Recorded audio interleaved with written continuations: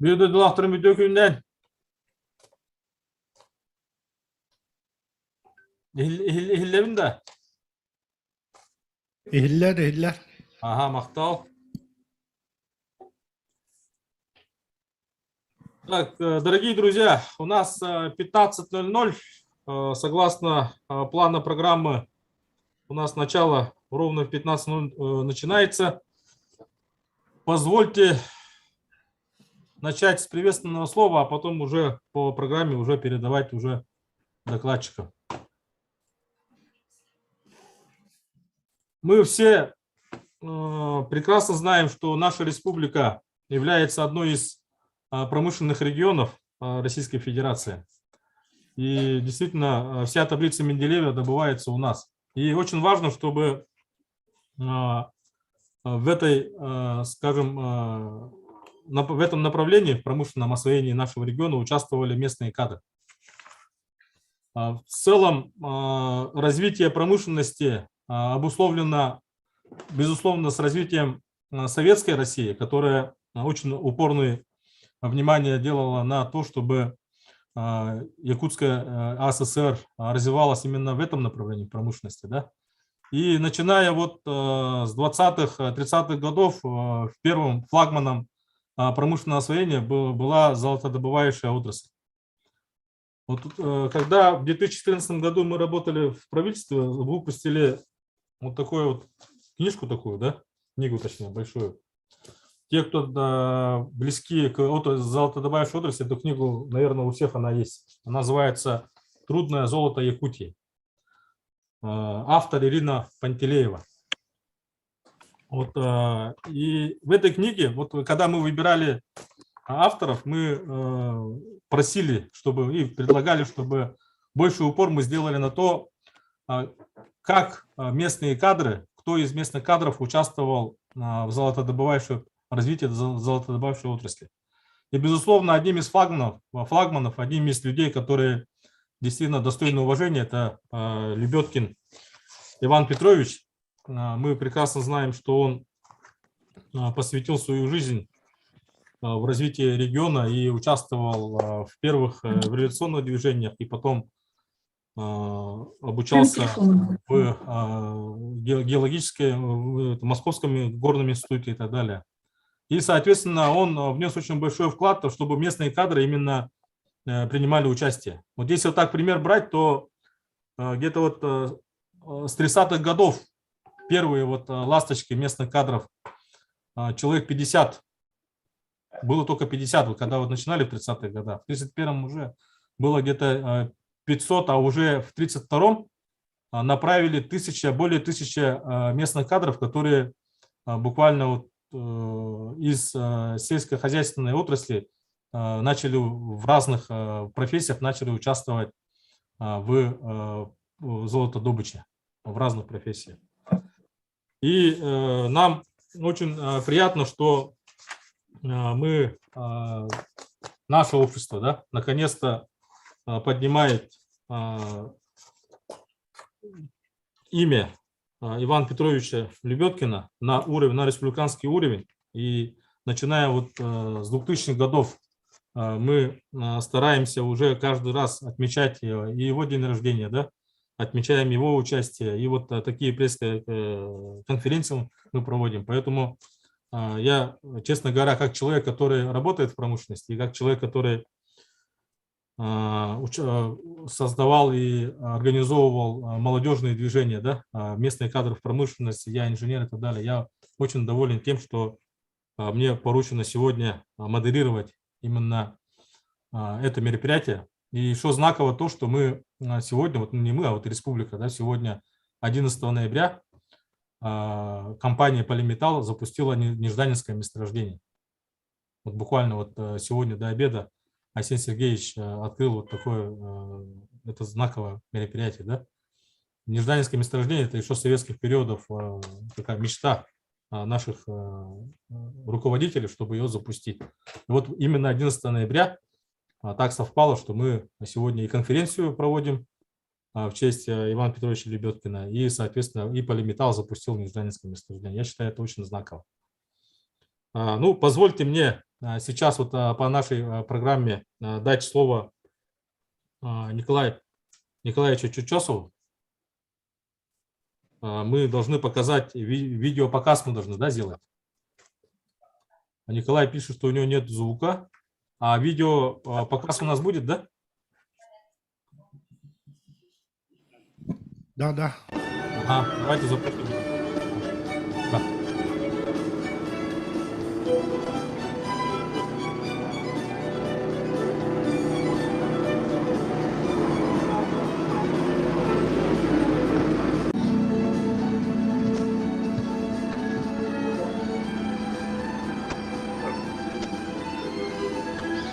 Алдан золото, Якут золото территориаль бастакы клабной инженердері Иван Петрович Лебедкин үйті атын үйетітер бюст арылытын үйерілав түгенігер мұхынны бұд. Ұбат Николай Чучасов Чочуян оңырды. Бюст сабытын арыян Жон Серге көрүйтігер тахарарға ыңырылалар Юхебилулуха муниципальный район депутаттарын советін председателя Николай Николаевич Николаев. Якутск геология тарихта сурин специалиха, геолог минералогическая наука кандидата, Саха Республикатын үйтелап геолога Руслан Иванович Протопопов. Комустак нелега муниципальный тарихли бағылыга Христина Петровна Поротова. Иван Петрович Лебедкин аймаға Комустак нелегіттен анат. Күнді дауыттар, әхеге өтіскіттігінен Иван Петрович Лебедкин сұрдық мәсөлін, кенеға анынан тұтылы бұд беуін әхеге өтіскіттігінен арьер бұтын көмілі. Күнді дауыттар, bütün Республика историятығар онна геология сайдетігар сүді қылатын келерсі бет. Иван Петрович Лебедкинге анамыд Республикатын террористический камерар hem bara Irak'ta o aldan kendiler daha. Так, прервалось.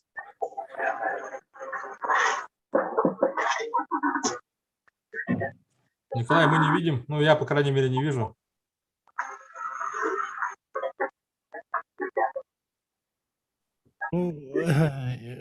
Павел Валерьевич, идем по программе. У нас вот открытие очень долго. Там запись. Все, хорошо, ага, понял. Ага. Так, коллеги, значит, у нас научная практическая конференция называется «Ориентир молодежи Якутии. Промышленность», посвященная 115-летию со дня рождения Ивана Петровича Лебедкина. У нас сегодня присутствует и администрация, и Верхнеуральского улуса Алдан у нас подключился, ну и общественность, и научные центры. Позвольте мне слово дать первому заместителю главы Верхнеуральского улуса Семену Анатольевичу Михалеву. Анатольевич, вам слово. Добрый день, уважаемые участники конференции.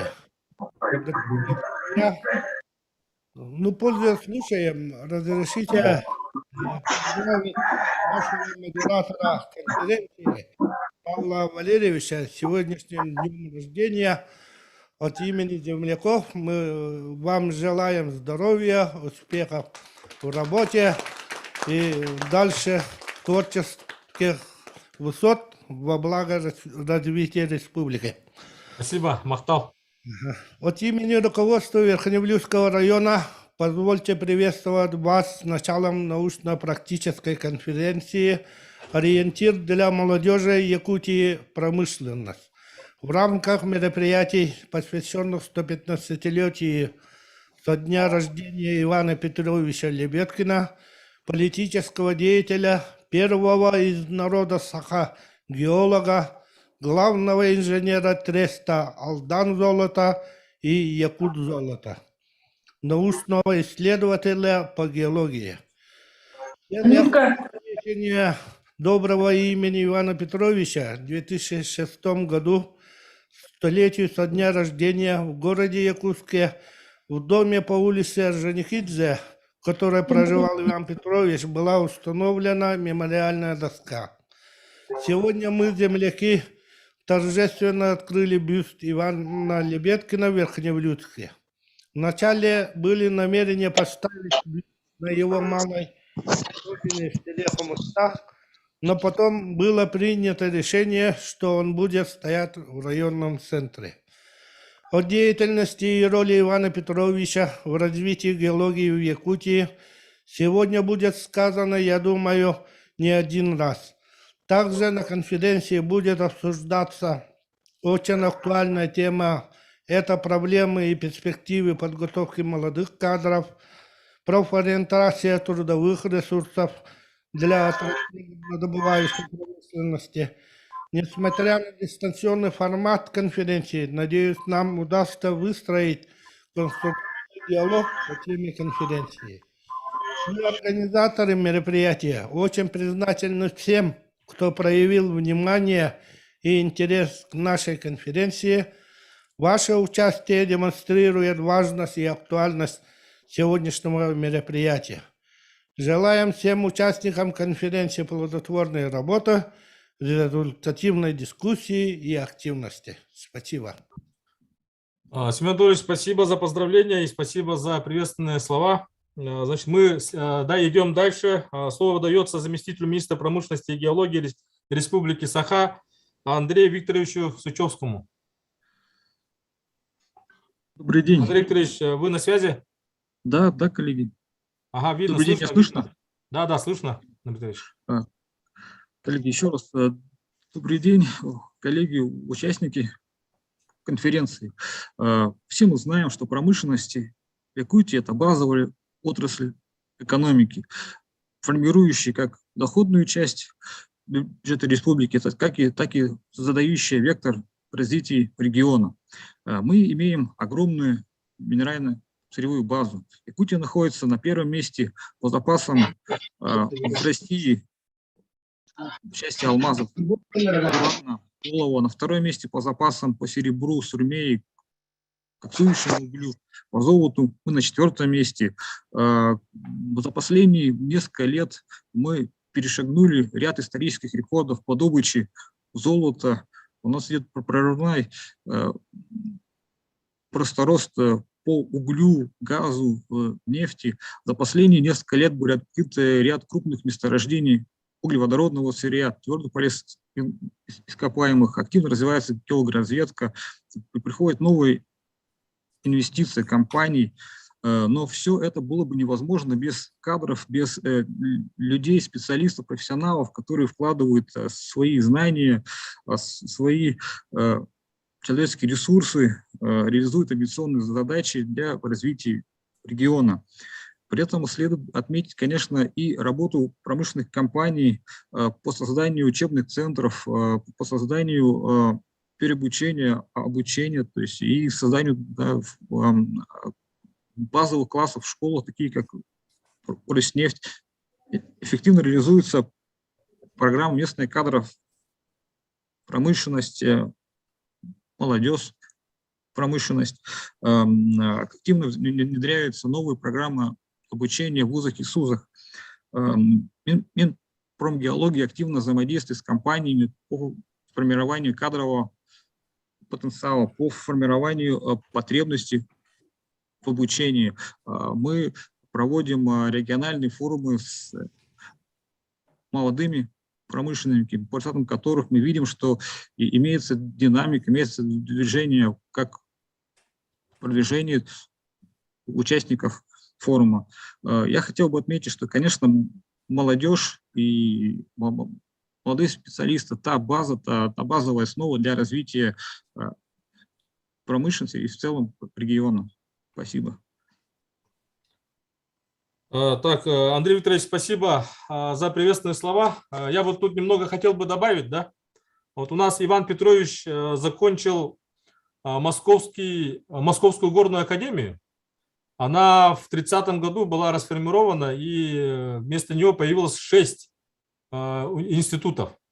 Один из институтов – это Московский нефтяной институт, где этим ректором был Губкин Иван Михайлович, который закончил, а потом он стал Российским государственным университетом нефти и газа, который я закончил в 2000-х годах. Поэтому получается, что мы, ну, и я, и Лебедкин закончили, получается, ну, одну альма-матер, получается, один этот институт.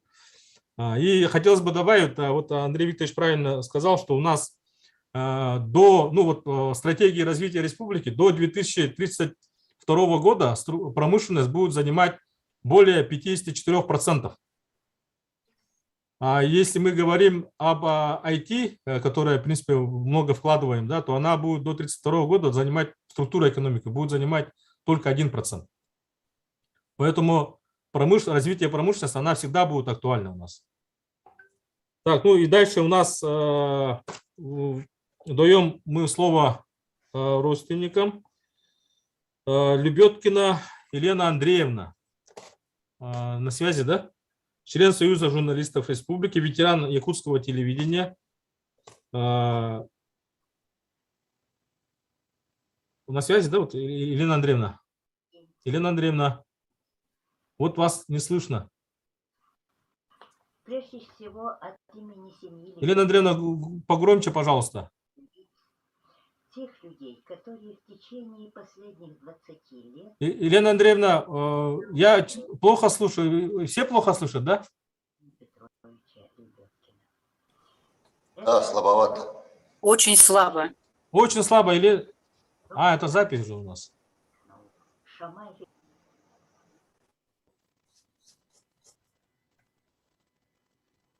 Администратор, вы можете, да, громкость более увеличить?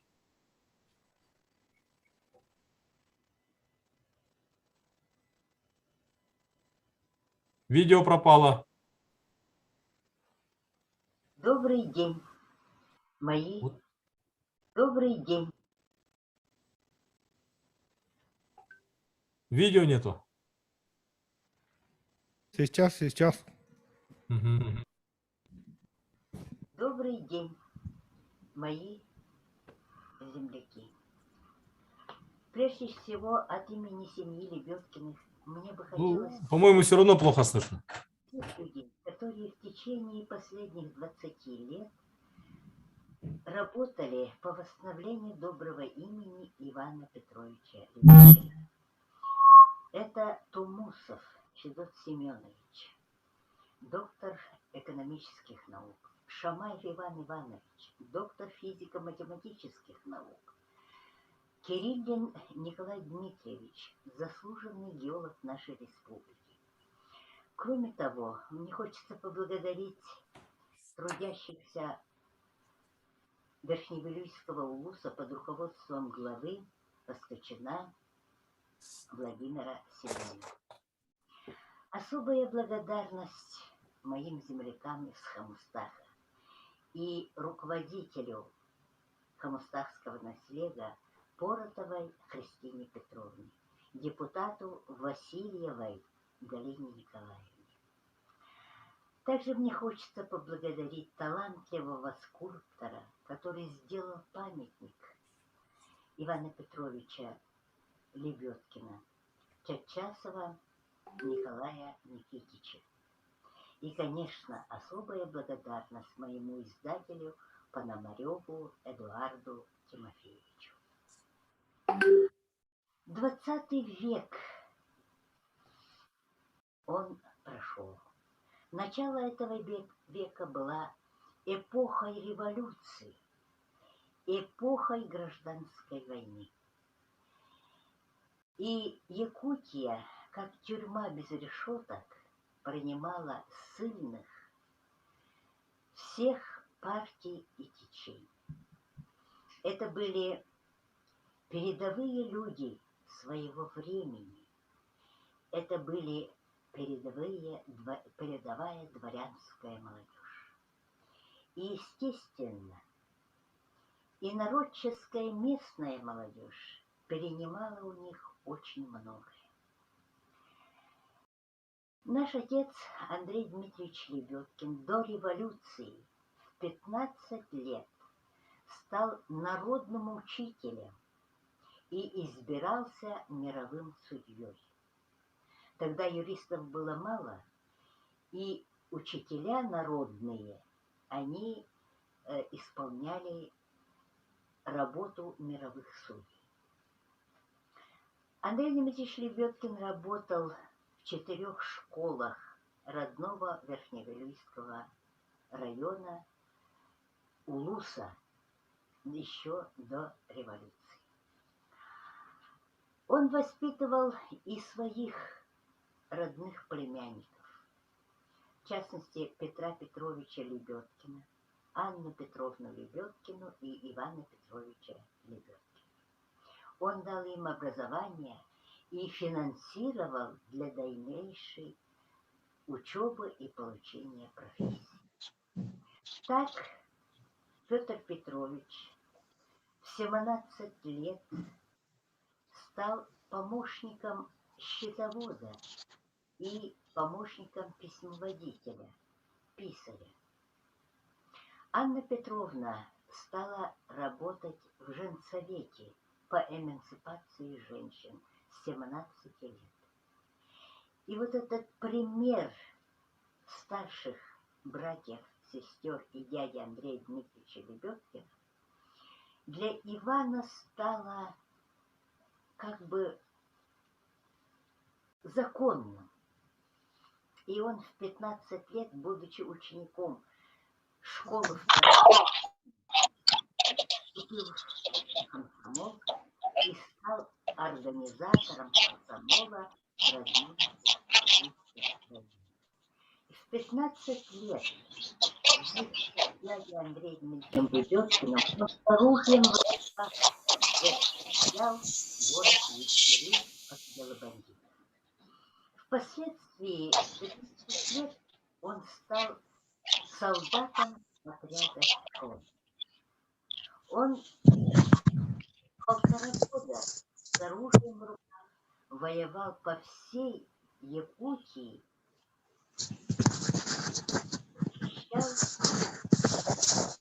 Отключите, пожалуйста, микрофоны. После этого Иван Петрович Лебедкин учился и закончил Якутскую военную школу и был оставлен политруком этой школы и стал одним из офицеров Якутии. Иван Петрович Лебедкин стал, будучи политруком, стал организатором комсомола в городе Якутске и в городе Алтай. Из Алдана он, как подающий надежды тунгус, был направлен в Москву на получение высшего образования. Он поступил в Московскую горную академию. Его брат Петр Лебедкин тоже из Алдана был отправлен в Москву в институт имени Янушкевича. Сестра Анна Петровна в Москве получила профессию стенографистки машинистки. Она стала первой стенографистской машинисткой в родном якутском радиокомитете. Ивана Петровича Лебедкина, Петра Петровича Лебедкина и Анну Петровну Лебедкину финансировал во время обучения в Москве Андрей Дмитриевич Лебедкин, который работал учителем. По окончании вуза Иван Петрович Лебедкин был направлен на работу в Алдан и стал инженером. Впоследствии Иван Петрович Лебедкин стал старшим, то есть главным инженером 2 трестов – Алдан-золото и Якут-золото. Таким образом, занимал 2 должности. Иван Петрович Лебедкин, как образованный инженер, стал ставить вопросы по научному обоснованию промышленности, золотой промышленности Алдана. Об этом говорят публикации за его авторством в газете «Алданский рабочий». Впоследствии об этом было написано в советском журнале «Смена» в 1988 году в воспоминаниях Мельчакова. Иван Петрович Лебедкин был первооткрывателем многих месторождений в Алданском плоскогорье и в Якутии. Так, только в одном Лебединском руднике он открыл 16 месторождений золота. Кроме того, судя по архивным материалам КГБ, Иван Петрович Лебедкин регистрировал открытие слюды, никеля, меди в главке СССР цветметалла. Как ученый, Иван Петрович Лебедкин написал 2 монографии о подземных богатствах Дальнего Востока и 2-ю монографию о подземных богатствах Алданского плоскогорья. Руководителем его в этой большой работе был Юрий Александрович Белибин. Об этом мы узнаем из воспоминаний Николая Гавриловича Рысакова, его коллеги, который вернулся в Якутию позже и в своих воспоминаниях написал об этом. Кроме того, его работы печатала машинистка Михайлова. В наше время Николай Дмитриевич Кириллин и заслуженный геолог республики, и заслуженный геолог республики Ян Джиншинь Владимир Александрович нашли 17 работ Ивана Петровича Лебедкина в архивах геологии нашей республики. Из них 10 работ были геологического направления и 7 работ геологические отчеты о проделанных работах, об его открытиях. Из этих 17 работ 2 работы сейчас соответствуют научным работам для научной степени. Иван Петрович Лебедкин, как первооткрыватель, таким образом сейчас ценится среди своих коллег. Об этом говорит тот факт, что его столетии в 2006 году его собрание в память о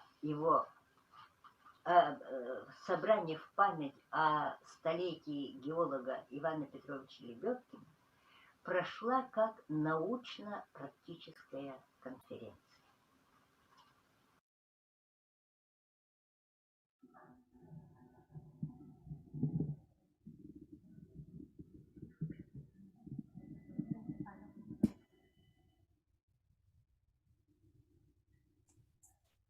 Так, у нас, Елена Андреевна, доклад закончился, да, запись?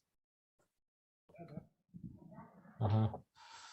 Ну, Елене Андреевне крепкого здоровья, благодарность, что она очень так подробно рассказала. Мы идем дальше.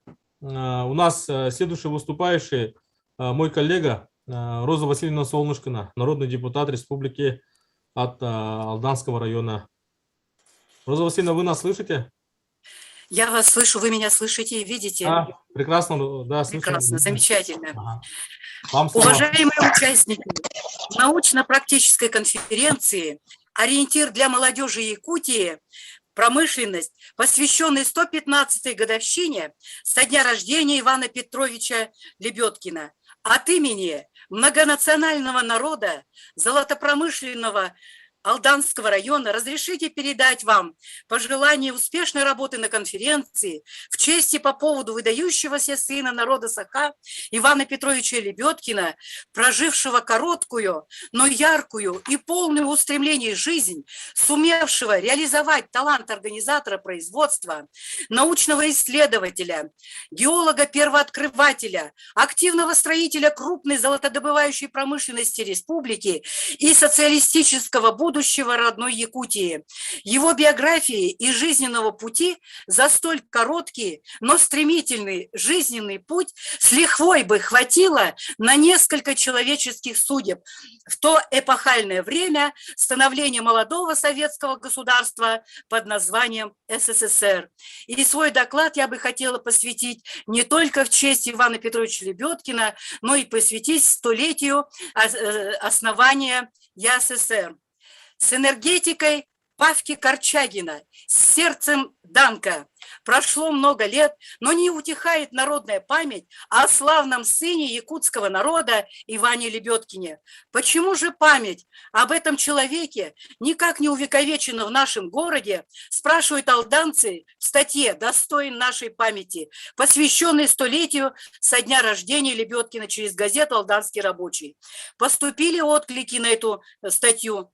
Наверняка никто из молодого поколения алданцев не скажет, кто такой Иван Петрович Лебедкин. А это печально, ведь человек, не знающий своего прошлого, не имеет будущего. И дело общественности – поддержать начинание. И мы, общественность и депутаты районного совета, решили исследовать все материалы о деятельности Ивана Петровича Лебедкина на алданской земле для того, чтобы его имя не было вычеркнуто из истории памяти народной. В 2009 году на базе Алданского историко-краеведческого музея был организован круглый стол с участием жертв репрессий, их родственников и свидетелей того времени. Среди участников присутствовали представители молодежи из Алданского политехникума, принимавшие участие в строительстве часовни в местечке Васильевка Алданского района, известный месторасположением заключенных в 30-х годах.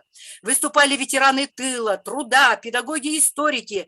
Мы обратились к одному из инициаторов по увековечению памяти, Афанасьеву, который собирал публикации, документы и книгу Елены Лебедкиной «Он жил для людей» с дарственной надписью от автора книги. Александр Иванович предложил присвоить имя Лебедкина Алданскому политехническому техникуму, тому самому, в котором по инициативе Ивана Петровича было открыто маркшейдерское отделение, в котором в 30-е годы он читал лекции студентам. Работая с воспитанниками Алданского детского дома, я поставила цель вместе с воспитанниками исследовать и изучить жизненный и профессиональный путь молодого перспективного человека Ивана Лебедкина и его вклад в развитие золотодобывающей промышленности Алданского района 20-30-х годов. Вместе с детьми искали его заметки и статьи в подшивках газеты «Алданский рабочий» 30-го года, связывались с Алданским историко-краеведческим музеем, чтобы изучить хранящиеся исторические фонды тех лет. Искали и находили книги по истории становления золотодобывающей промышленности Алданского района. И в 2009-2010 учебном году на основе этих материалов была оформлена научно-исследовательская работа воспитанницы по теме «Он жил для людей», посвященная жизни и деятельности Ивана Лебедкина. И отправили данную работу на Московский фестиваль исследовательских и творческих работ «Портфолио». По итогам фестиваля представленная работа была дипломирована и зарегистрирована на сайте фестиваля по теме «Мемориал». Ну вот я показываю, посмотрите, вот такие дипломы были розданы переданы нашим детям и руководителю. Депутаты районного собрания на своей сессии поддержали предложение председателя оргкомитета и депутата Солнышкиной по увековечению имени первого геолога-разведчика в декабре 2009 года, оформив соответствующие документы по увековечению имени его. В год 115-летия со дня рождения Ивана Петровича Лебедкина в Алданском историко-краеведческом музее с 10 сентября 2021 года действует мини-выставка «Пришли, чтоб вечность разбудить» в отделе «Один из первых геологов Якутии» зала «История становления золотодобывающей промышленности Алданского района». В сентябре 2021 года в газете «Алданский рабочий» вышла статья «Пришли, чтобы вечность разбудить» Дарьи Петровны Васильевой, заведующей отделом музея, посвященную жизни и деятельности Ивана Петровича. В 2021 году председатель районного совета Князев Леонид Николаевич на сайте Алданского политехнического техникума нашел подтверждение о том, что с ходатайством о присвоении имени Лебедкина Алданскому политехникуму в 2016 году инициировала Балаткина Ольга Валерьевна, народный депутат Госсобрания Илтумен. Недавно в наш адрес пришло письмо от заместителя председателя Госсобрания Илтумен Республики Саха-Якутия Ольги Валерьевны Балаткиной с предложением рассмотреть вопрос о присвоении нашему техникуму имени Ивана Петровича Лебедкина. Зачитываю я. Первооткрывателя многих месторождений золота, первого инженера трестов Алдан-золото, Якут-золото. Это предложение к Балаткиной, в свою очередь, инициировал Иван Иванович Шамаев, народный депутат Госсобрания Илтумен 5-го созыва. С этой целью библиотека изучила жизнедеятельность Ивана Петровича и провела библиотечные уроки для ознакомления студентов с яркой личностью того времени. Студенты увлеченно участвовали на уроках, задавали вопросы, отвечали на них. Теперь они точно знают, кто такой Иван Петрович, какое наследство он оставил после себя в развитии золотодобычи Якутии и становлении нашего Алданского техникума.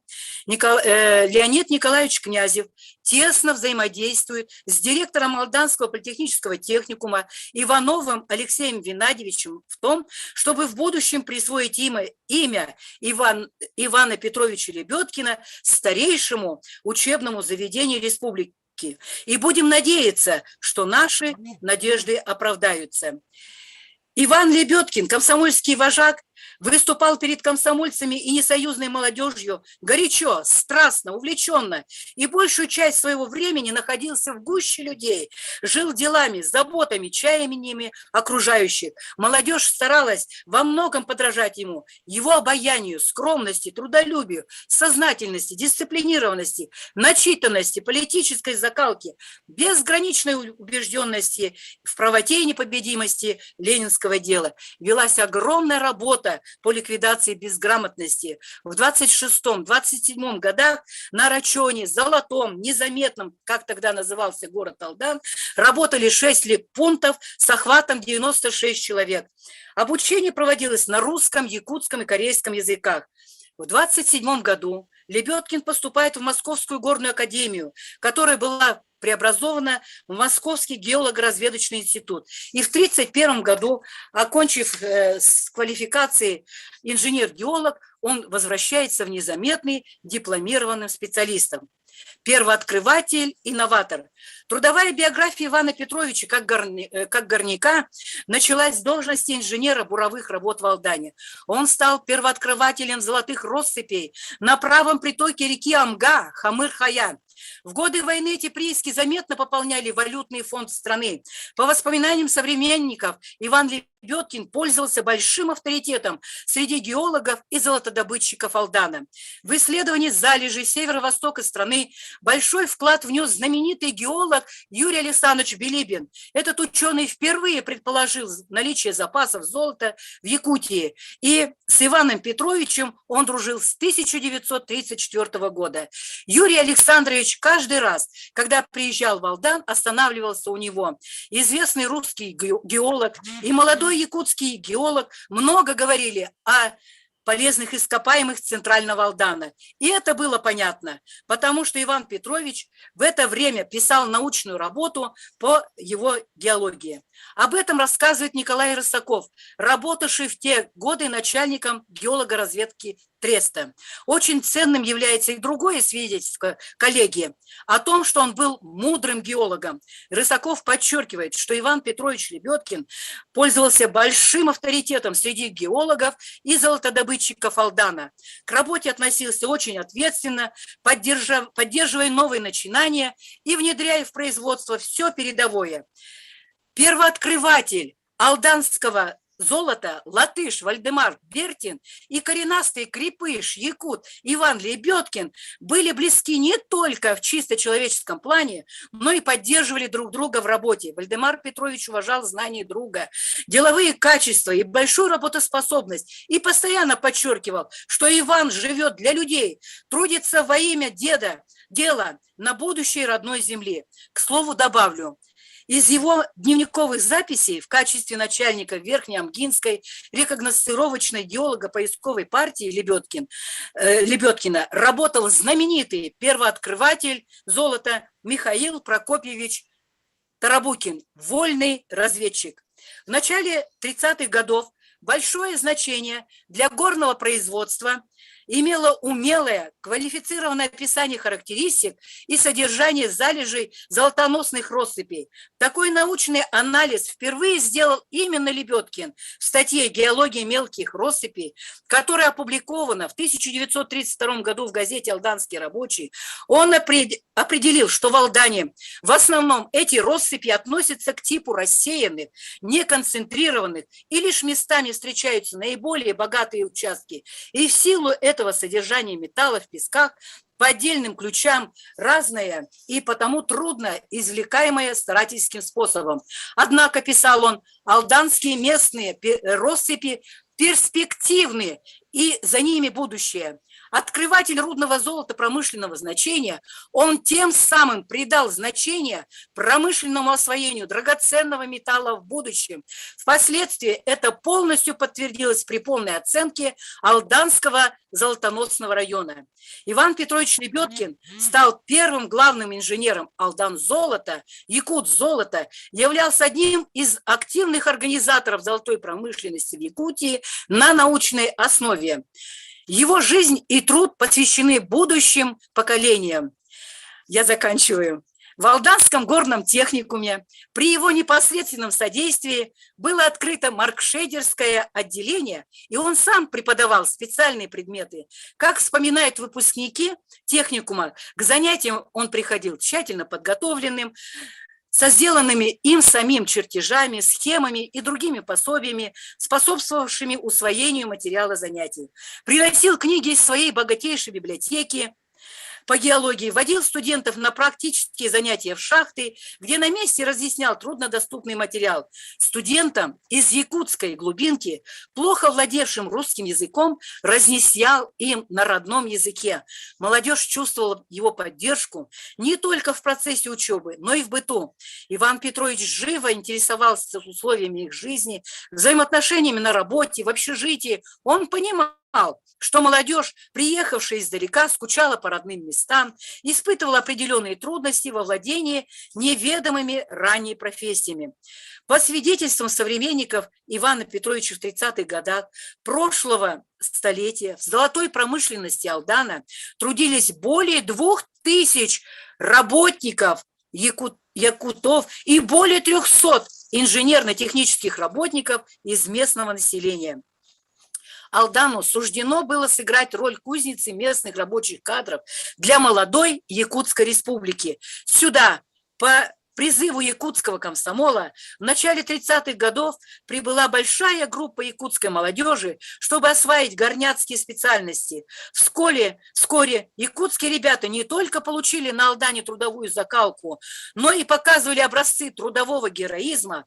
Достаточно вспомнить гремевшую на весь Советский Союз шахту имени Косарева. И в 1933 году именно на этой шахте Иван Петрович непосредственно участвовал в организации организации прииска, первого слета ударников приисков шахт Алдан-Золото, где чествовали лучших шахтеров, рабочих приисков и треста. Вот я хочу вам показать, вот увидите вы или нет, первый выпуск вот того маркшейдерского отделения, на котором обучались специалисты, будущие специалисты маркшейдеры в 36-40 год выпуска. Иван Петрович Лебедкин закончил научную работу по геологии Центрального Алдана. Под руководством известного ученого Билибина он написал монографию о полезных ископаемых Сибири и Дальнего Востока. Как высококлассного специалиста его ценили коллеги, геологи с мировым именем Билибин и Мельчаков. В показаниях Серебровского сказано, что в тресте «Якут-Золото» работает инженер-геолог, коммунист Якут Лебедкин. Он мешал вредительской установке на консервации рудника Лебединского и всячески старался формировать рудную разведку. Секретарь ЦК партии, нарком путей сообщения, нарком тяжелой промышленности Лазарь Каганович предложил вызвать Лебедкина в Москву, сказав, его место в главке в золото разведки. И в заключение, мы, алданцы, уверены, что имя первого геолога-разведчика, видного профессионального общественно-политического деятеля Ивана Петровича Лебедкина обязательно будет увековечено в Алданском районе Республики Саха-Якутия. Спасибо за внимание. Роза Васильевна, вам спасибо, очень ярко и интересно. Спасибо вам. Коллеги, хотелось бы тут, слышно меня, да? Хотелось бы тут добавить, да? Если бы трест Якут-Золото сейчас работало бы, то оно бы отмечало сейчас 90-летие. То есть 10 ноября 1931 года Алдан-Золото было преобразовано в всесоюзное трест Якут-Золото. Вот именно в этом всесоюзном Якут-Золоте у нас Иван Петрович Лебедкин был главным инженером. Идем мы дальше. Я хотел бы дать слово, приветственное слово князю Леониду Николаевичу, председателю Алданского районного совета депутатов. Пожалуйста, Леонид Николаевич.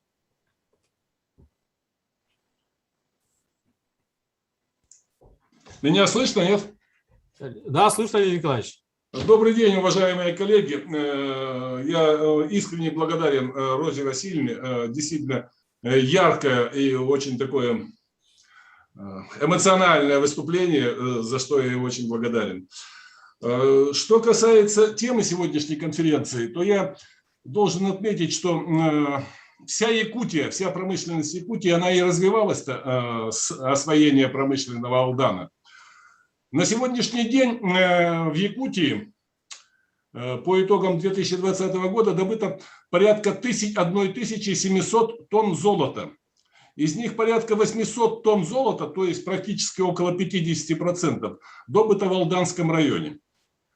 Вот тот темп, который задал Иван Петрович Лебедкин, был подхвачен не менее интересными и одаренными людьми.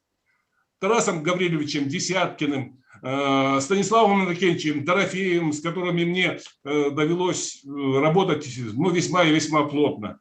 Я работал и под руководством одного и другого руководителя, поэтому знаю их энтузиазм, знаю их подготовку. И вот тот темп, который задал Иван Петрович, были в полном объеме реализованы этими двумя большими и уважаемыми мною руководителями. Поэтому вот те слова относительно того, что мы будем с Алексеем Геннадьевичем продолжать работу по увековечиванию памяти Ивана Петровича Лебедкина и присвоении Алданскому политехникуму этого его имени, безусловно, соответствуют нашим намерениям. И, безусловно, мы с Алексеем Геннадьевичем эту работу продолжим. Ну, на этом, уважаемые коллеги, у меня все. Всем удачного проведения научно-практической конференции. Всего доброго. Спасибо за внимание. Леонид Николаевич, спасибо за то, что вы дали нам уверенность, что его имя будет увековечено. Именно название Алданского политехникума. Спасибо. Я надеюсь в этом. Спасибо. Спасибо. Ага. Дальше мы слово даем Протопопову Руслану Ивановичу, главному специалисту геологического отдела Якутск геология, кандидату геолога минералогических наук, первооткрывателю месторождения, заслуженного геолога Республики Саха. Руслан Иванович. Добрый день, спасибо. Друзья, коллеги. Так, ну, много сказано, хорошо рассказали, конечно, особо добавить, конечно, Мирхон, но я хочу особенно отметить его квалификацию как геолога и как прогнозиста, как прозорливо прогнозившего, что дальнейшее развитие Якутии – это развитие геологоразведки и горнодобывающей отрасли. Именно с этим связано. Только это позволит, это будет базой развития и сельского хозяйства, и всего других отраслей Якутии. Вот. Он поэтому не только прогнозировал, работал, правда, он по всей Якутии интересовался. Он даже прогнозировал, что последующее, которое открылось, это Верхояние, это Индигирка, это якутская часть Колымской территории. Вот. Я еще хочу отметить, это один из значит, ярких представителей первой нашей интеллигенции, который именно освоил вот эту вот специальность геолога-инженера и горного инженера. Вот. Его не зря, он вышел с этого, именно эти первые геологи вышли с этого Вилюйской территории. У них был прекрасный учитель, это был Староватов Петр Хрисантович, который еще в царское время прогнозировал, что тут должно быть и газ, и нефть, и алмазы. Вы знаете, что вот это вот все открылось в последующем. Но при жизни еще Петра Хрисантовича было открытие и алмаза, это первое 49-му крестьянское, потом трубки, и открытие еще, когда только 80 лет исполнилось Петру Хрисантовичу, вот, открытие было средневилюйского месторождения газа. Вот это вот месторождение было очень историческое, потому что уже примерно год запретили дальше бурить скважину. Вот не зря не тратит эта установка власть Москвы. Но наши вот геологи вот, не послушались этого, они дальше продолжили свою работу. И это поддержал тогдашний, знаю, первый секретарь обкома Борис Семен Захарович. А вот именно Петр Хрисантович Сараватов заложил вот этим трем нашим одним первых геологов, инженеров, это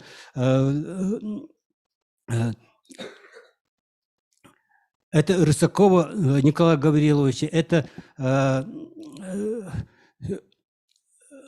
Григория Трофимовича Семенова, и в том числе именно от Ивана Петровича Лебедкина. Вот. Иван Петрович Лебедкин, я хочу просто перечислить тогда, как он прогнозы писал. Он прогнозировал, что на базе ранее выявленных разведыванных месторождений, и особенно в свете вновь обнаруженных уродных точек, Верховья, Большого Куранаха и Ортасалы смело могут быть выдвинуты вместе в центральный рудный район.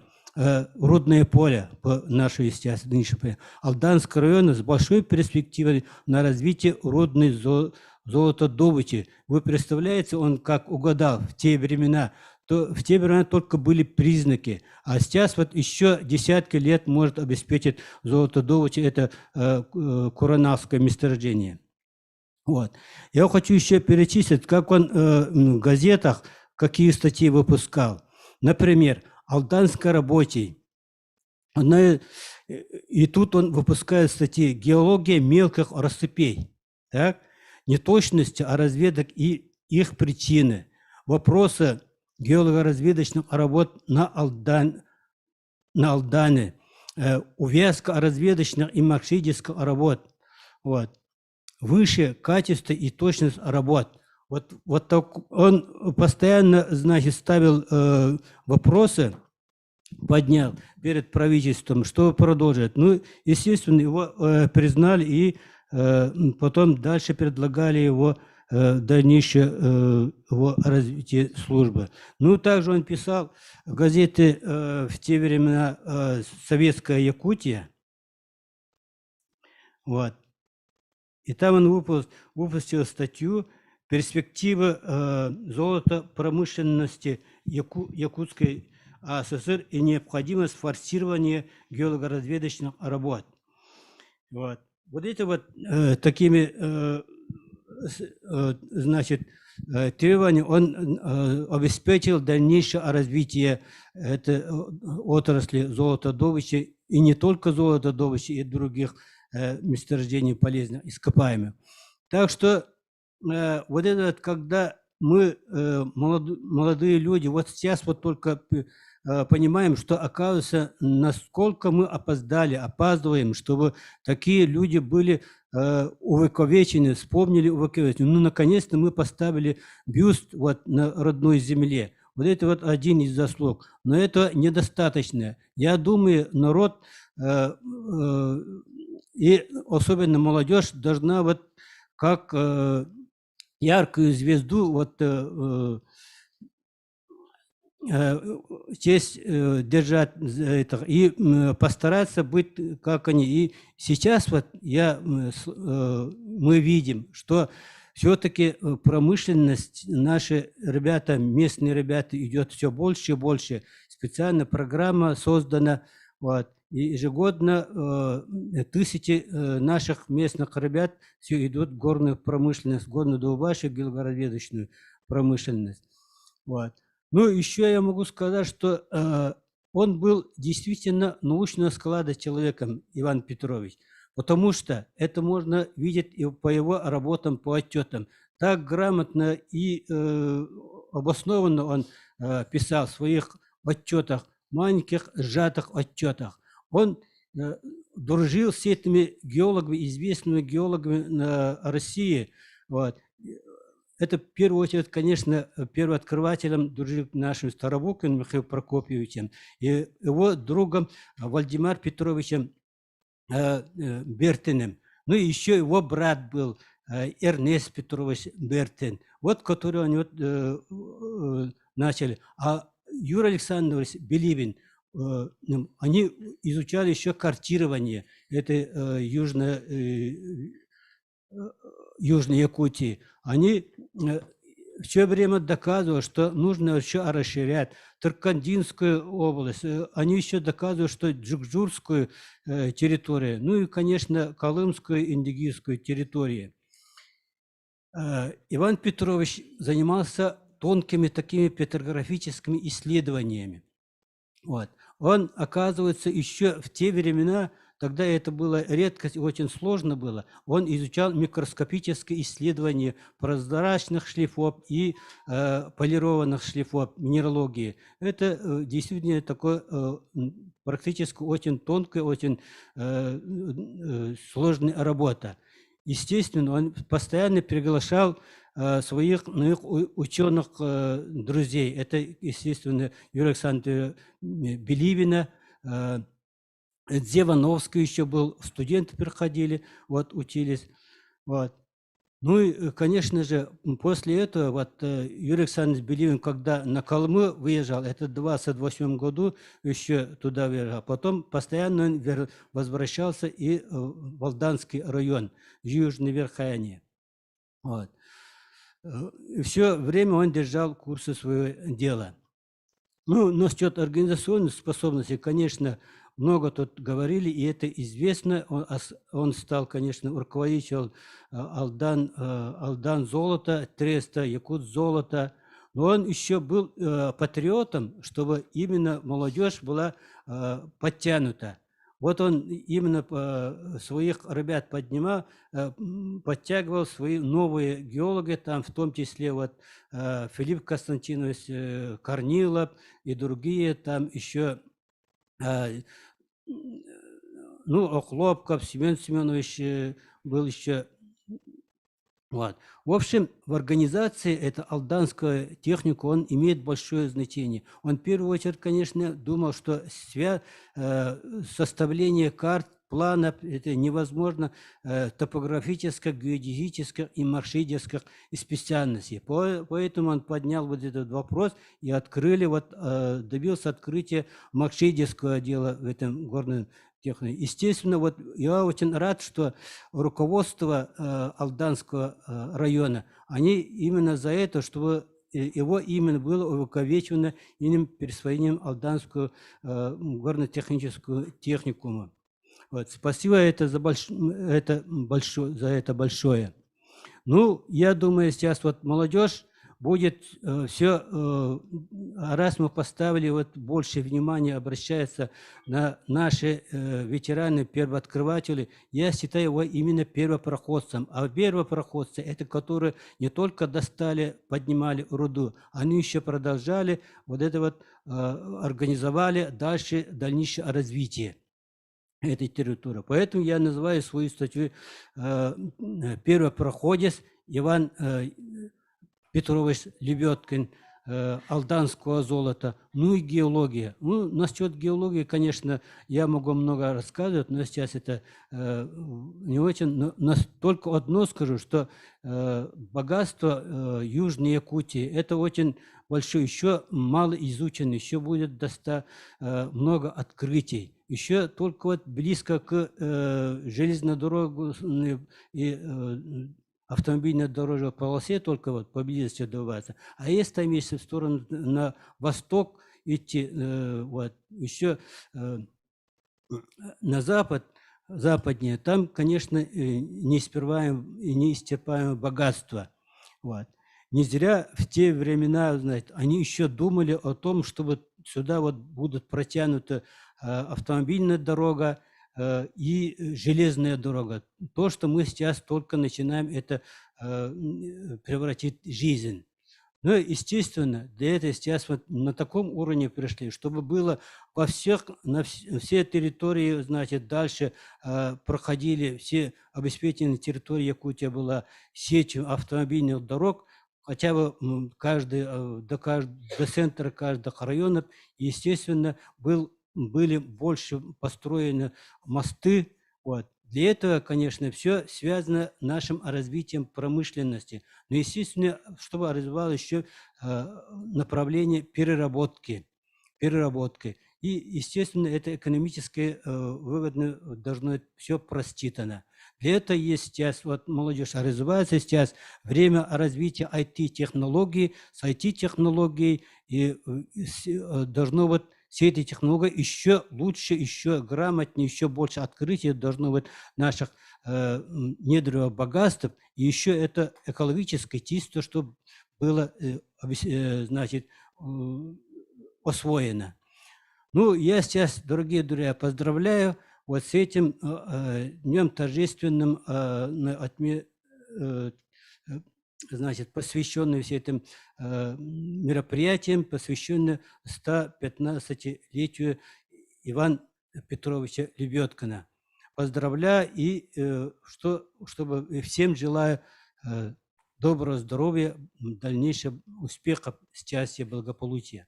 Спасибо.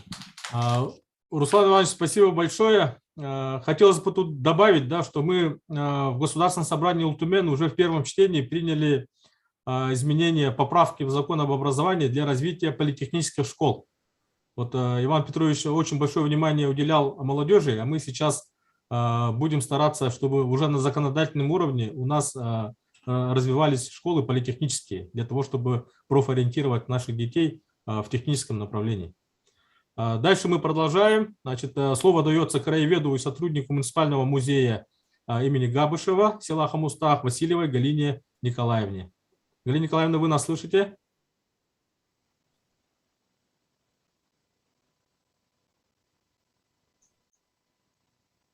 Она в библиотеке у нас слышно, да?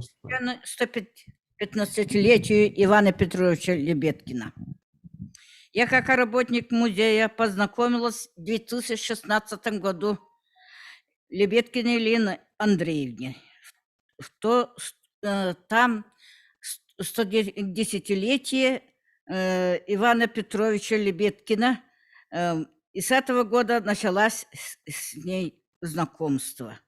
Вот там в 110-летие около здания Якутзолота установлена мемориальная доска главному геологу Ивану Петровичу Лебедкину. И на этой конференции были участниками депутаты Ильтюмен Шамаев Иван Иванович, Филиппова Марфа Семеновна, заслуженный геолог Республика Саха-Якутия Кириллин Николай Дмитриевич. А в 2018 году познакомилась с депутатом Ильтюмен Алданского района Солнышкиной Розой Васильевной. Вы только что услышали ее выступление. И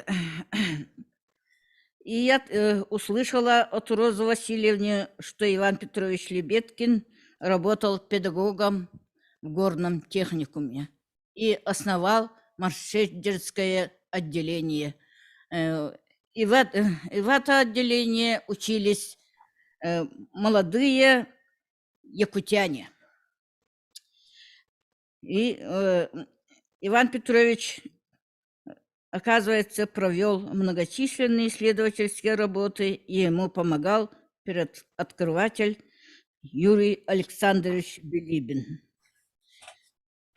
Юрий Александрович Белибин видел перспективу Ивана Петровича в исследовательской организаторской работе геологии.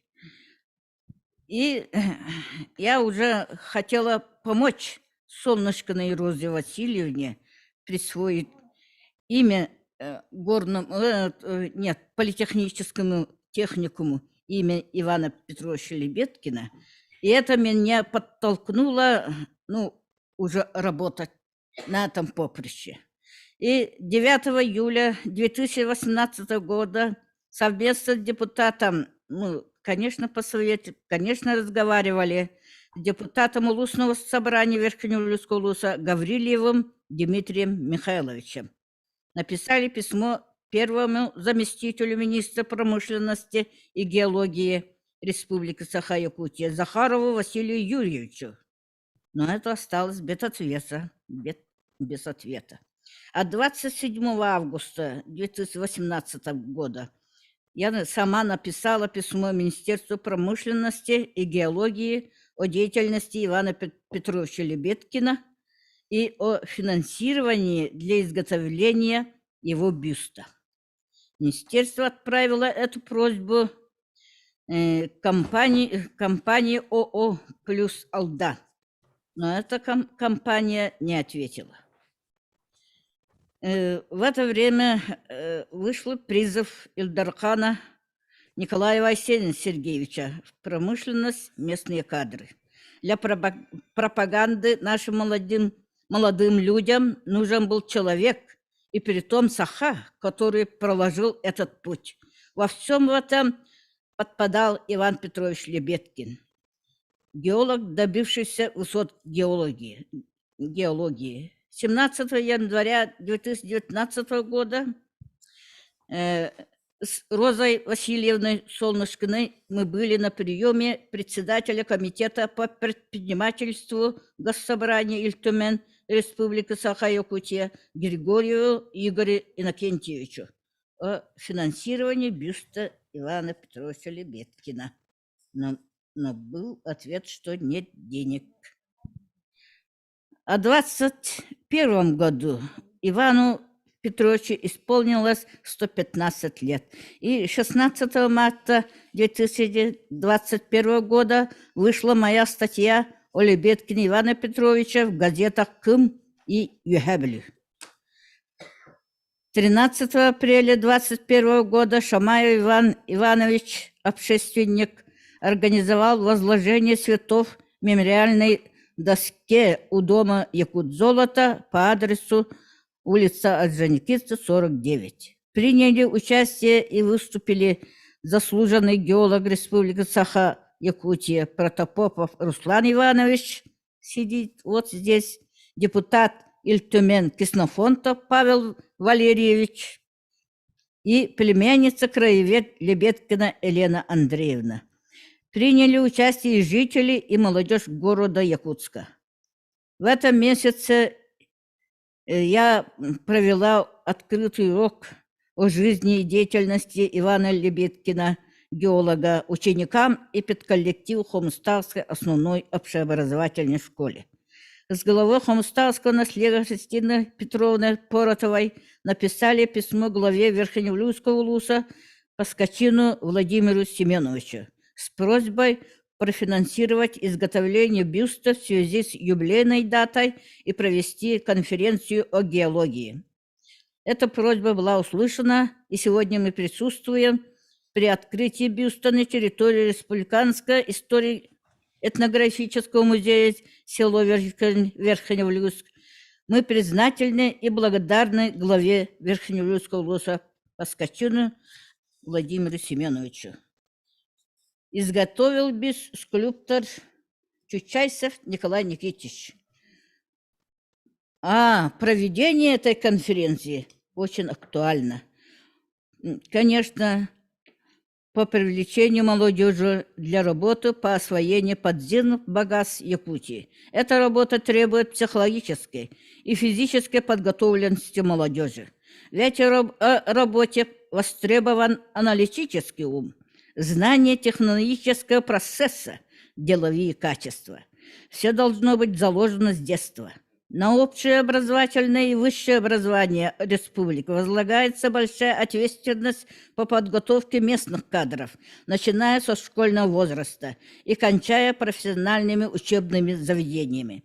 Жизнь и успех деятельности Ивана Петровича как пример для молодежи должны это пропагандировать в общеобразовательных школах, учебных заведениях Якутии. И мы очень верим, по итогам конференции будет заложено совместное сотрудничество образовательных учреждений по подготовке молодых кадров. Это будет содействовать качественному повышению образования и подготовке к условиям работы местных молодых кадров промышленности. И инициатива должна исходить из Северо-Восточной Федерального университета имени Максима Кировича Амосова и Министерства промышленности и геологии. Данное предприятие, конечно, это большое сегодняшнее предприятие подготовило замглавы Верхневлюйского улуса Тойтонова Люция Спиридоновна, глава Хомставского наследия Поротова Христина Петрова и Центральная библиотечная система Верхневлюйского улуса и музей имени Николая Алексеевича Габышева Хомставского наследия, который возглавляю я. И мы очень услышали, что представитель города Алдана и депутат Ильтюмена Роза Васильевна уже и представитель городского Алдана, уже они, конечно, от этой конференции будет присвоено ими политехникуму имя Ивана Петровича Лебедкина. Всех поздравляю. Галина Николаевна, большое спасибо и вам благодарность большая за ваш труд, за ваши старания. Хотелось бы тут рассказать немного историю. В 2008 году мы с молодыми промышленниками запустили общественный проект «Местный молодежь Якутии в промышленность». Саха Чатым промышленностка. И вот ежегодно мы порядка 30-20 детей отправляли по промышленным объектам, чтобы они профориентировались именно по техническим направлениям. И вот мы уговаривали, предлагали и Штурову Вячеславу Анатольевичу, и Борисову Егору Афанасьевичу, чтобы у нас запустился республиканский проект, государственный проект «Молодежь Якутии в промышленность». Егор Афанасьевич Борисов нас услышал, и в 2017 году он запустил проект «Местные кадры в промышленность». Вот я сейчас слово хотел бы дать Слепцовой Марии Николаевне, руководителю отдела по взаимодействию с работодателями и трудовой миграции Государственного комитета по занятости Республики населения. который курирует именно республиканский государственный проект местных кадров в промышленность. Мария Николаевна, вам слово.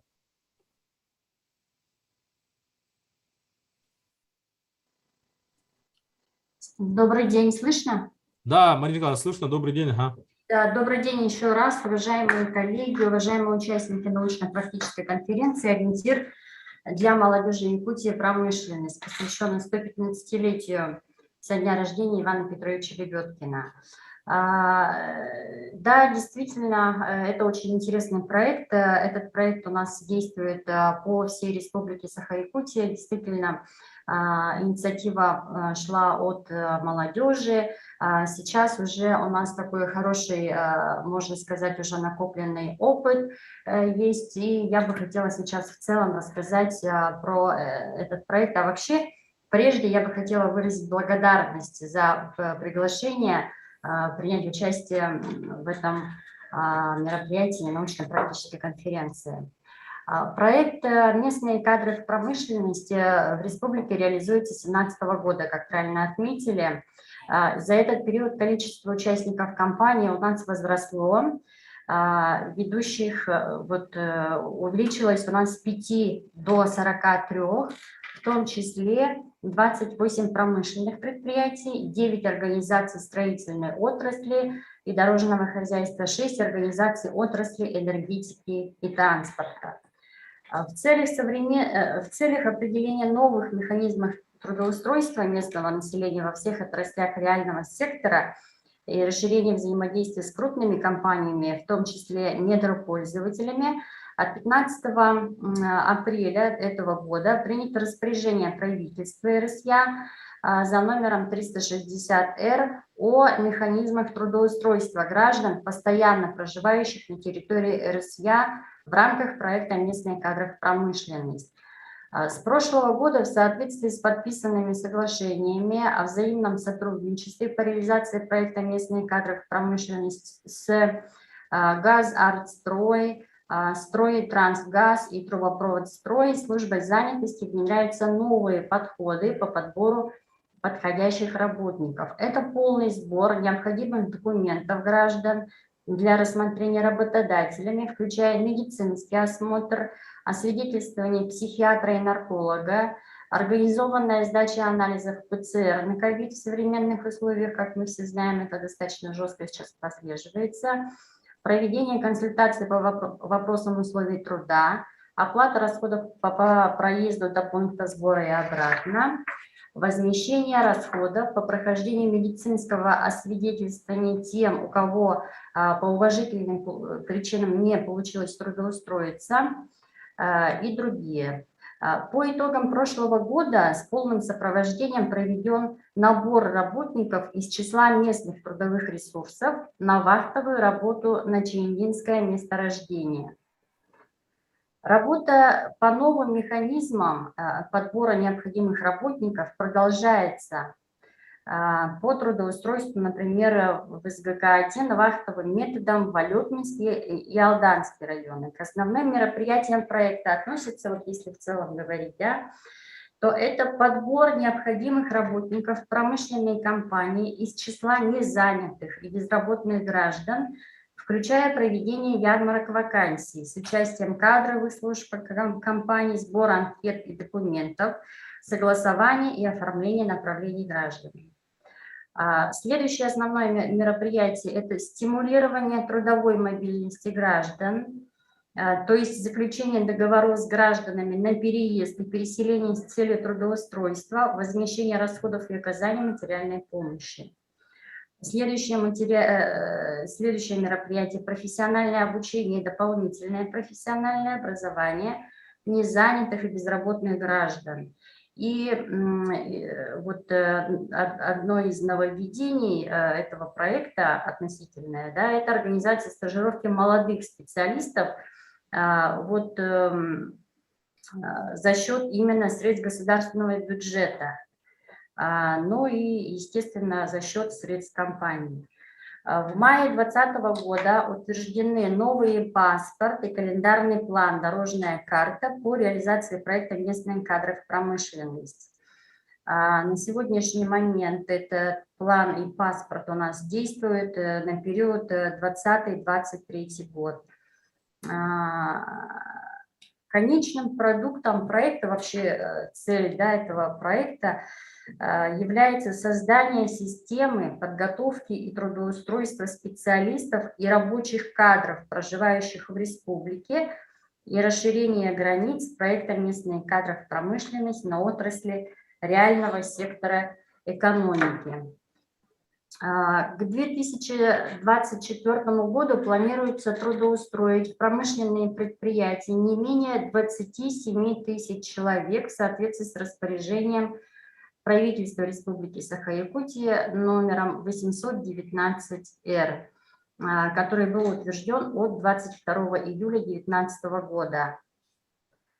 Если говорить о текущей ситуации, то по итогам 9 месяцев этого года в рамках проекта «Местные кадры в промышленность» трудоустроено 8388 человек, в том числе 400 617 человек – это молодежь до 35 лет, 2743 человека вахтовым методом и на сезонные работы и 1751 человек из сельской местности. По итогам 9 месяцев также в рамках реализации этого проекта компаниями-участниками проекта трудоустроено, если говорить о Верхневилюйском районе, то трудоустроено 147 человек, в том числе 94 человека – это молодежь до 35 лет, 61 человек вахтовым методом и на сезонные работы и 131 человек из сельской местности. Граждане трудоустроены в такие предприятия, как Алмаз-Анабара, Арктик Капитал, Железные дороги Якутии, Южно-Верхоянская горнодобывающая компания Якут-Уголь, Якутск-Энерго и так далее. Да, достаточно много. В целях совершенствования механизмов организации стажировок молодых специалистов в текущем году принято у нас новое постановление за номером 303 от 26 августа об утверждении порядка организации стажировки молодых специалистов в организациях и на предприятиях, осуществляющих деятельность на территории Республики Саха-Якутия. Данное постановление предусматривает материальную поддержку напрямую молодым специалистам. Вот в этом и, собственно говоря, ну, как бы новшество, да, и наиболее вот мы надеемся, что эффективность повысится. Документ предусматривает фиксированную материальную поддержку молодых специалистов и прикрепленных наставников при прохождении стажировки. Размер материальной поддержки для молодых специалистов определен прожиточным минимумом для трудоспособных граждан в Республике Саха-Якутия. И вот за третий квартал, например, 2020 года это 18 930 рублей в месяц в течение 3 месяцев. Это обучение, стажировка идет. Также в целях стимулирования наставников проект предусматривает выплату наставникам, прикрепленным за молодыми специалистами в размере 9465 рублей в месяц в течение 3 месяцев. По итогам завершения стажировки работодатель принимает решение о постоянном трудоустройстве молодого специалиста в зависимости от степени вовлеченности молодого специалиста в процесс. То есть вот введением и реализацией этого проекта, этого постановления, естественно, тут мы постарались сделать так, чтобы все заинтересованные лица были, так сказать, заинтересованы вдвойне, учитывая, что все-таки это материальная поддержка. Ну вот, также еще хотелось бы сказать, что на сегодняшний день за счет средств государственного бюджета Республики Саха-Якутия организована стажировка вот из всех, которые вот у нас есть, это из Верхневилюйского района у нас есть один молодой специалист МУП обслуживания административных зданий и сооружений администрации Верхневилюйского района с прикрепленным наставником. молодой специалист трудоустроен на должность слесарь-сантехник. Если говорить в целом про республику и про цифры в целом по республике, то за период с 18 по 21 годы стажировку за счет компании прошли 1565 специалистов с прикрепленными наставниками, их всего 628. Таким образом, за период с 16 по 21 год стажировку за счет бюджета прошли 186 специалистов. Вот. Ну, в общем, это вот основные моменты нашего проекта, у которого на самом деле большое будущее. Действительно, проект растет, увеличивается количество предприятий, увеличивается количество, ну, не количество, ну, мероприятий становится больше, в том числе и с финансовой поддержкой. Это, как говорится, радует. Вот, примерно так. Спасибо, благодарю за внимание. Будут вопросы? Мария Николаевна, большое спасибо. Очень приятно, что у нас проект развивается. Мария Николаевна, вы в своем докладе могли бы отметить, какие еще направления надо развивать? По финансированию, может быть, надо увеличивать. Мы сейчас вот бюджет будем принимать 22, 23, 24 года. Надо ли какие-то бюджетные вливания еще вот в эту программу увеличивать? Какие направления вообще в целом надо развивать? Именно в рамках этого местные кадры в промышленности. Ага. Ну, вы знаете, у нас в рамках этого проекта есть основные направления, естественно, да, это предприятия промышленности, предприятия строительной отрасли, предприятия энергетики и спорта.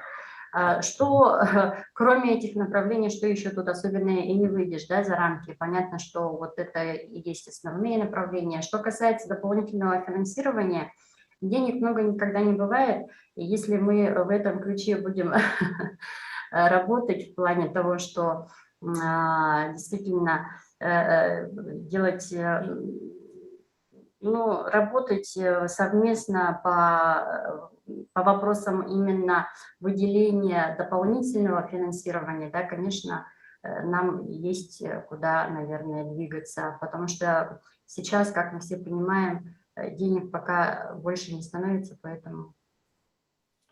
Понятно. Ну, я просто имел в виду, что у нас сейчас пандемия, да, есть определенные ограничения, определенные трудности. Может быть, где-то в этом направлении надо помочь для тех, кто только-только будет стажироваться, там, прочие вот эти моменты. Ну, Мария Николаевна, спасибо большое. Мы в дальнейшем все равно будем общаться, сотрудничать, и, соответственно, Да. мы что-нибудь, да. Мы дальше продолжаем. Да, спасибо большое, Мария Николаевна. Мы дальше продолжаем.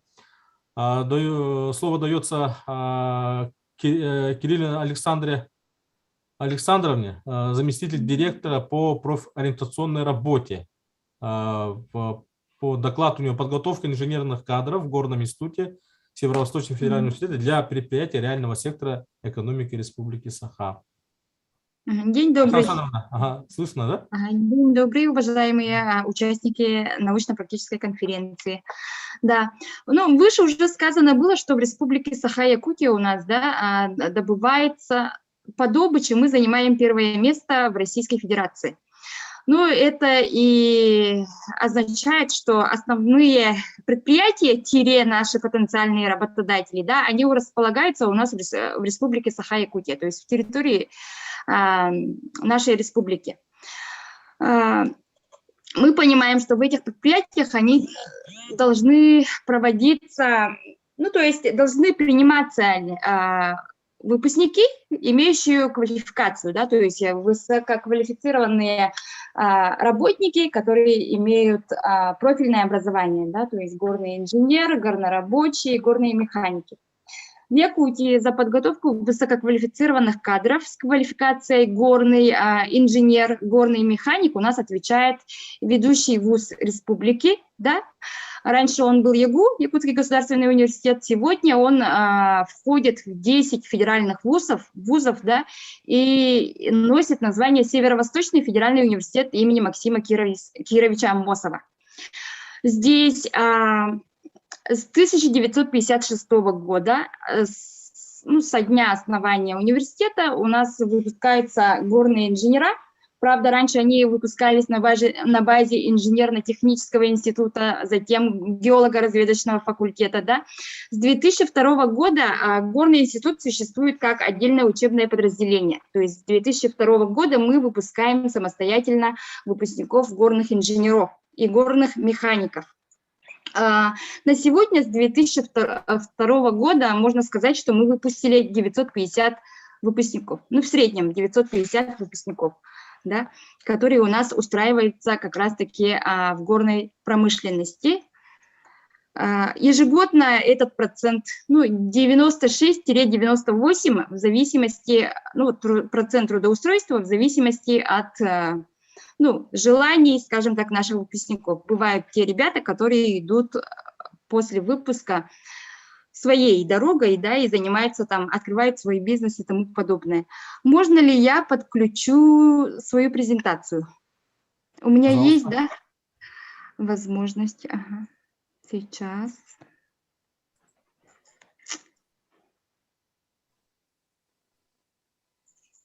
Угу. Так, вот видно? Видно, ага. Угу. Горный институт у нас располагается в городе Якутске, да, вот главный, скажем так, главное учебное подразделение, оно находится в городе Якутске. Кулаковского 50, 5-й этаж, весь, да, корпуса технических факультетов занимает горный институт. Ежегодно на первый курс мы набираем по 70, вот у нас контрольные цифры приема, по 70 первокурсников, да, по направлениям горное дело.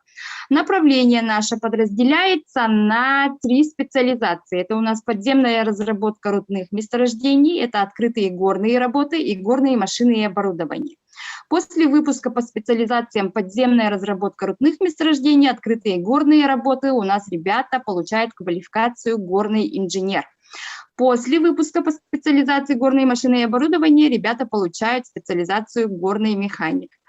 В университете вы, наверное, в курсе того, что в основном у нас бакалавриат, да, то есть в университете это одно из специализаций, которое сохранило статус специалитета, то есть 5,5 лет ребята обучаются и получают диплом специалистов. Можно поступить после школы на базе ЕГЭС, да, в математику, физику или информатику, русский язык. Уже 4-й год, да, ребята поступают к нам на базе среднего профессионального образования. То есть те ребята, которые получили среднее образование, вне зависимости от профилей, да, от специализации, они могут к нам поступить, сдав при этом тестирование. Тестирование по горному делу у нас будет геотехнологию, они сдают, горные машины и оборудование и русский язык. После успешного прохождения по этим тестированиям, да, тестирование у нас внутри университетское, они могут быть зачислены к нам на первый курс. Далее, на 3-м курсе наши ребята могут по желанию, да, могут получить рабочую профессию, то есть мы им даем, и это им дает возможность на 3-м курсе во время практик, да, прохождения летом, они могут уже трудоустроиться официально, то есть трудоустраиваются официально, получают заработную плату, открывают книжку трудовую. Ну и если они себя хорошо покажут в процессе практик, которые у них проходят ежегодно, да, вот 3 практики у них производственные, и после этого они могут, конечно же, там, далее трудоустроиться. Места трудоустройства. Так, что еще я забыла вам рассказать. Помимо теоретической базы, ребята у нас получают мощную практическую часть. После первые и вторые курсы они проходят учебную ознакомительную практику. 3-й, 4-й, 5-й курсы они в обязательном порядке проходят практику по получению профессиональных навыков и компетенций. Ну и вот устраиваются они у нас официально. Так. Наши ребята, ну, наряду с другими, да, вот, университетами ведущими, со студентами, участвуют в международных чемпионатах, занимают призовые места ежегодно, да, что доказывает, что их подготовка, она тоже, ну, вот, высокая, хорошая очень подготовка, да, и вот. Ну, в целом, по-моему, все у меня по выступлению. Александра Александровна, спасибо большое. Маленький вопрос, да, вот вы со школами по профориентационной работе как взаимодействуете? Вот у вас есть соглашения, есть какие-то со школами, как работаете в ФСЛА? Да, то есть у нас есть контакты, у каждой школы есть ответственный по профориентационной работе, да, и не только школы, да, мы работаем еще со средними профессиональными образовательными учреждениями, поскольку к нам могут еще и СПОшники, да, поступить. То есть мы выходим на них, согласовываем, да, и встречаемся. Ну и сейчас уже в связи с коронавирусом это у нас в основном проходит, опять же, на площадке Zoom, да, но раньше мы еще и ездили по школам, проводили профориентационные работы тоже. Замечательно, спасибо. Ага, спасибо. У меня вопрос. Так. Ага, пожалуйста. Так, у меня вопрос в таком ракурсе. С образовательным учреждением со всеми, конечно, у вас с политехническими, начиная с политехнического техникума, у вас планы есть вот по работе с ними? Потому что я и говорю, что сейчас ваша работа будет очень востребована по подготовке кадров. И вообще по подготовке кадров должны быть вы с ними работать по системе. Потому что подготовка пошла, ну, конечно, они уже закончились, образовательные учреждения вышли в свой путь. Но вообще некоторые кадры уже работают в другом ракурсе, уже не хотят работать по своей специальности. Да. По какой причине? Это уже ихне курдук, онон мен хакалы хаңаргам. Тоғад етаққа бұ үйрәқтерін туғын көян тоқтамат, онны тұтылды бат, оннық дәйлерін бұтавойды болдың, қанны ғыра тоқтарығар уапсайдан оны сөпсәспәкка, урайын баран қалылар. Бақшы олығын ағаяқ қадыр таққар. Бұ үләні тұлуяр. Онан әйге ете үліға оға уапсайынан байдар ки устойчивай боларығар улахан үләні ұтықтақыт теммен әтәбін. Аны тұран балағаны бұ Министерство промышленности и геологии. Әйге түхі связтақыт етінне. Онна ете кенлері кітірі ете үліға үләлер кетігер әйеқа әлбәқ әппеті сүгілліқтақ теммен әтәбін. Все. Спасибо. Хорошо. Александра, ответите, да? Это ко мне вопрос, да? Ну, насчет стрессоустойчивости, видимо, да? Да. Закрепляемости, стрессоустойчивости молодых ребят, которые идут в производство, в промышленность. Производство, ага.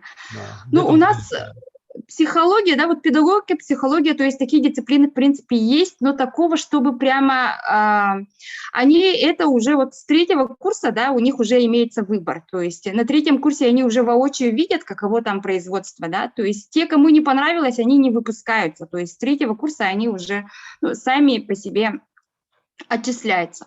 Ну, те, которые у нас выпустились, идут по, уже определились со своим выбором, идут до конца, да, получают диплом, они у нас устраиваются и работают, да, на сегодняшний день. Могут быть, конечно, единичные случаи там с начальником, да, с каким-нибудь там у них что-то не так. Ну, в этом случае они просто меняют место работы. Почему? Потому что у них есть диплом высшего образования, у них есть и рабочие профессии на руках, да, вот эти вот книжки. опыт работы какой-никакой уже имеется. Поэтому, ну, тут, по идее, проблем ну, вот у нас, по крайней мере, нет. Но насчет среднего образования, вот политехнических колледжей, ну, я ответить не смогу вам. Проводится ли у них Спасибо. Спасибо. Мы буквально позавчера, 9 ноября, совместно с общественной организацией «Точка опоры», это вот фонд «Точка опоры» Штурова Вячеслава Анатольевича, завершили конкурс «Я инженер». Мы ежегодно проводим конкурс «Я инженер». Она в основном профориентационная для того, чтобы наши школьники выбирали технические профессии. Мы там призы выставляем. Наверное, кто читает новости, слышали, у нас даже призы были позапрошлые года. Мы автомобиль дарили победителям категории «Молодые специалисты». То есть у нас были школьники, это профориентация, потом были 11 классы, ну, которые уже учатся в университетах, и были третья категория, это молодые специалисты, которые уже работают в промышленности и там закрепляются. То есть я считаю, что все-таки мы для того, чтобы наша молодежь закреплялась, мы очень большой упор должны сделать на профориентацию, чтобы именно со школьной скамьи молодежь знала, что такое производство, что такое промышленность, и, соответственно, была уже психологически готова для того, чтобы работать на шахтах, в больших карьерах, в нефтегазовой отрасли там, и так далее. Я сейчас хочу дать слово, ну, я считаю его своим наставником, очень уважаемым мной человеком, который всегда, вот, когда мы начинали даже свою деятельность как молодежь Якутии в промышленность, Николай Дмитриевич постоянно был рядом с нами, и он по моей жизни он постоянно является моим наставником, советником. Николай Дмитриевич Кириллин, кандидат геологических наук, заслуженный геолог республики. Николай Дмитриевич, вы нас слышите? Николай Дмитриевич, включите микрофон. Вот. Да. Спасибо за добрые слова. Николай Дмитриевич. Значит, ну, я еще, с Еленой Лебедкой, Андреевной Лебедкой мы познакомились давно уже. И вот столетие мы выпустили, значит, научно-практическую конференцию. И вот в 2007 году была 50-летие геологической службы республики, когда организовалась единая геологическая служба. Называется 50 лет геологической службы Республики Саха-Якутия. Там я выпустил, значит, статью организаторов систематической геологической службы в золотодобывающей отрасли Якутии. Ну, там мы на основе именно отчетов, которые сегодня упомянула Елена Андреевна, значит, о геологических отчетах, о ее деятельности, значит, написали. Но я хочу сегодня сказать несколько слов, значит, по геолога, как опередивший в свое время. Да? Ну, за весьма короткое, вот как вы сегодня отметили, значит, он начал учиться в Московском горном академии, которая в эти годы начала отделяться отдельные отраслевые институты. Это институт МГРИ, геолого-разведочный институт, золота, цветных металлов, нефти и газа и так далее, и так далее. Но он, естественно, закончил Московский геолого-разведочный институт. Вот. И, значит, я хочу для молодых исследователей обратить внимание, что музеем Московского геолого-разведочного института выпущена книга, значит, как геологи, репрессированные геологи России. Там наших специалистов, которые, геологов, не упомянуто. Это у нас большой пробел. Я хотел бы, значит, мне не удалось все-таки там пробиться и ввести туда, значит, наших геологов. Это Семенов Григорий Трофимович, и Лебедкин, и Рысаков, и так далее. Они все были репрессированы. Вот. Ну, хочу отметить, что за весьма короткое время, по меркам становления специалиста геолога, Лебедкин буквально ворвался в геологическую элиту кадров Якутии. Он в 1932 году стал техническим руководителем, сегодня все отметили, а в 1937 году назначает главным инженером треста Якутзолота. О геологической научной деятельности, особенно об управленческой работе по организации геологической службы в золотодобывающей промышленности Якутии, Лебедкин можно судить на основе анализа сохранившихся производственных отчетов, вот, которые мы упомянули.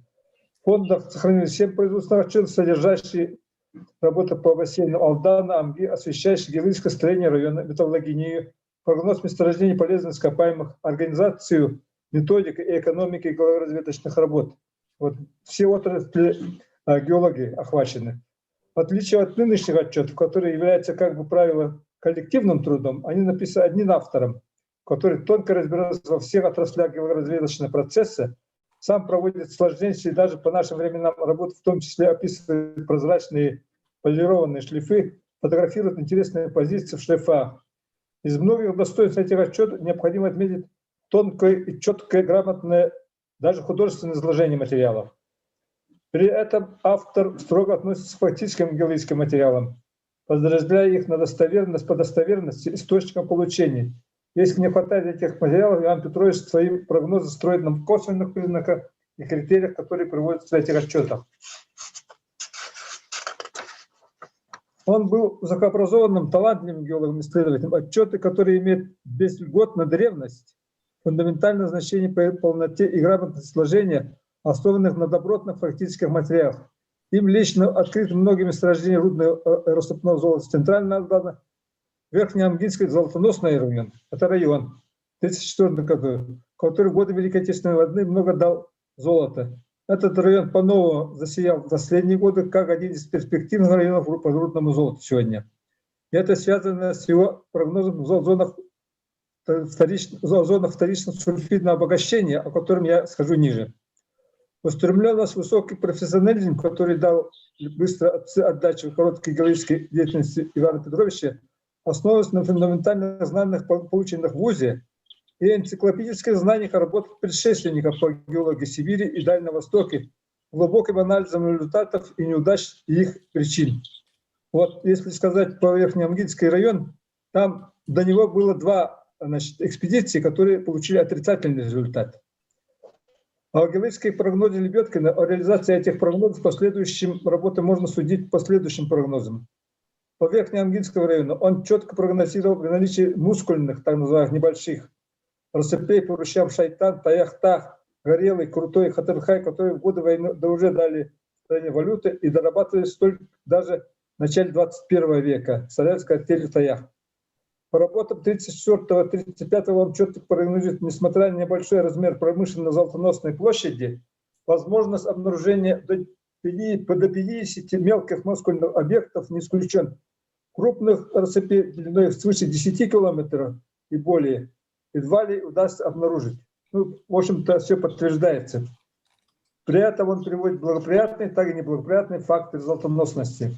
По центральному Алдану, обобщая результаты работы 2 организационных и рудных партий 1934 и 1935 года, он прогнозирует, выдвигает на базе ранее выявленных разведываемых месторождений, это его слова, и особенно в свете вновь обнаруженных рудных точек в Верховье, Большой Куранах и Ортасовых, смело могу сказать, выдвинуть вместе центральный рудный участок или поле Алданского района с большой перспективой на развитие рудной золотодобычи. Все эти прогнозы реализованы. Центрально-Алданский золотоносный район, так называемый Курганавский тип, это крупнейший золотой объект в мире. Перспективность рудной золотодобычи как основного вида пользования, оказывается, им ставился уже в те далекие времена. Лебедкин очень внимательно, большое пристальное внимание для методики поисковых и разведочных работ. Значит, научного обоснования прогнозов. Был близко знаком и дружен 1934 года выдающимся геологом Билибиным Юрием Александровичем, Владимиром Николаевичем Зверем, профессором, который по его приглашению приезжал в Алдан для консультаций и полевых работ. Они совместно пересекли маршрутом Алданский щит, результатом которого явилось вязкое геологическое строение и металлургическая оценка крупного региона на научной основе.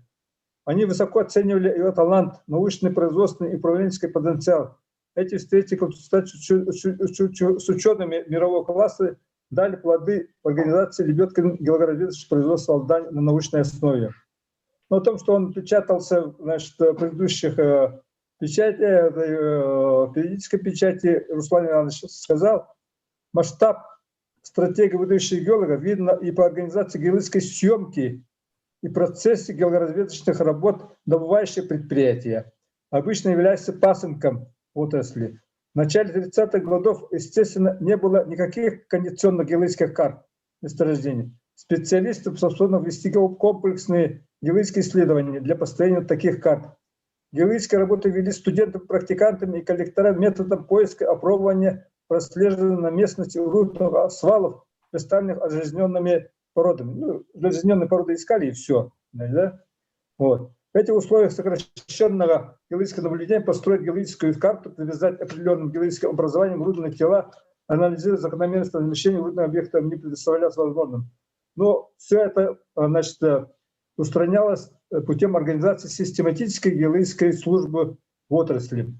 То, что Лебедкин был большой патриот своего народа, показывает его деятельность по привлечению местного населения, промышленное производство, геологию. Его работа в середине 30-х годов в отрасли в Алдане работает более 2000 рабочих и более 300 технических работников из числа якутов. Это работа Хатылаева. Еще в 1933 году он отмечает, в настоящее время работает на Алдане около 1000 рабочих якутов, причем половина из них в ведущих цехах производства, шахтах, на драгах, гидравликах, разведках, механической установках, показывая образцы ударной работы. Он, кроме преподавания геологической специальности, привлекая молодых людей якутов, доказывает своим трудом и трудом этих людей способность якутов к геологическим исследованиям. Так, в течение длительного времени и учеником, и помощником, сподвижником был Корнилов Филипп Константинович, техник, который в 1936 году самостоятельно провел после техникума, провел и написал отчет о работах Верхней Алдан Амгинской поисковой партии. И Лебедкин приносит, его слова, искреннюю благодарность технику-геологу Корнилову. В течение 3 лет непрерывно и исключительно добросовестно помогавшего как в сборе, так и в оформлении всей работы, пишет в своем отчете геологии и завхоз Верхнего Амгинского района за 1937 год. Вот. Ну, из книги, значит, мы знаем о том, что, значит, Лена Андреевна пишет, что Платонов Семен Семенович, известный геолог Якутии, тоже в Алданском закончил и учился у него. Я был знаком с ним, работали вместе, значит, в Алдане. Также, значит, известно, в 2006 году он по окончании этого техника был отправлен в Джузур, талантливый геолог Ахлока Прокопий Михайлович, известный заслуженный геолог ЯССР. Для справки, с Байгантайска Улуса района и наслега Кересхаджай родом 3 выдающих первооткрывателя, значит, месторождения. Это Михаил Прокофьевич Тарабукин, 23-й год, Центральный Алдан. Гаврил Петрович Ефимов в 50-м году Куларский район открыл, кавалер ордена Ленина в 55-м году. И заслуженный геолог ЯССР Охлопков, в котором в селе построен сквер, значит, геологов. Это в 12-м году столетие Гаврила Петровича Ефимова было сделано ее родственником Ефимовым. В отчете краткий полевой отчет Верхнеамгинской рекогносцировочной геолого-поисковой партии 300 якут золота Иван Петрович во введении отмечает: Амгинская рекогносцировка в лице меня и техника коллектора Корнилова была организована вне плана и отправлена в район работ вместе с группой вольных разведчиков Тарабукин Михаил Прокопьевич, первооткрыватель Алданской РСП, состоящий из 4 человек и работавший на основе договора. В заключение последним 6-м пунктом он пишет: наконец, рекогносцировка, состоящая исключительно из якутов, справилась со своими задачами не только в количественном, но и в качественном отношении при значительно меньших затратах в сравнении с обычными геолого-поисковыми партиями Треста. Он явно был удовлетворен и горд результатами этих работ. Вот. Ну, необходимо отметить, что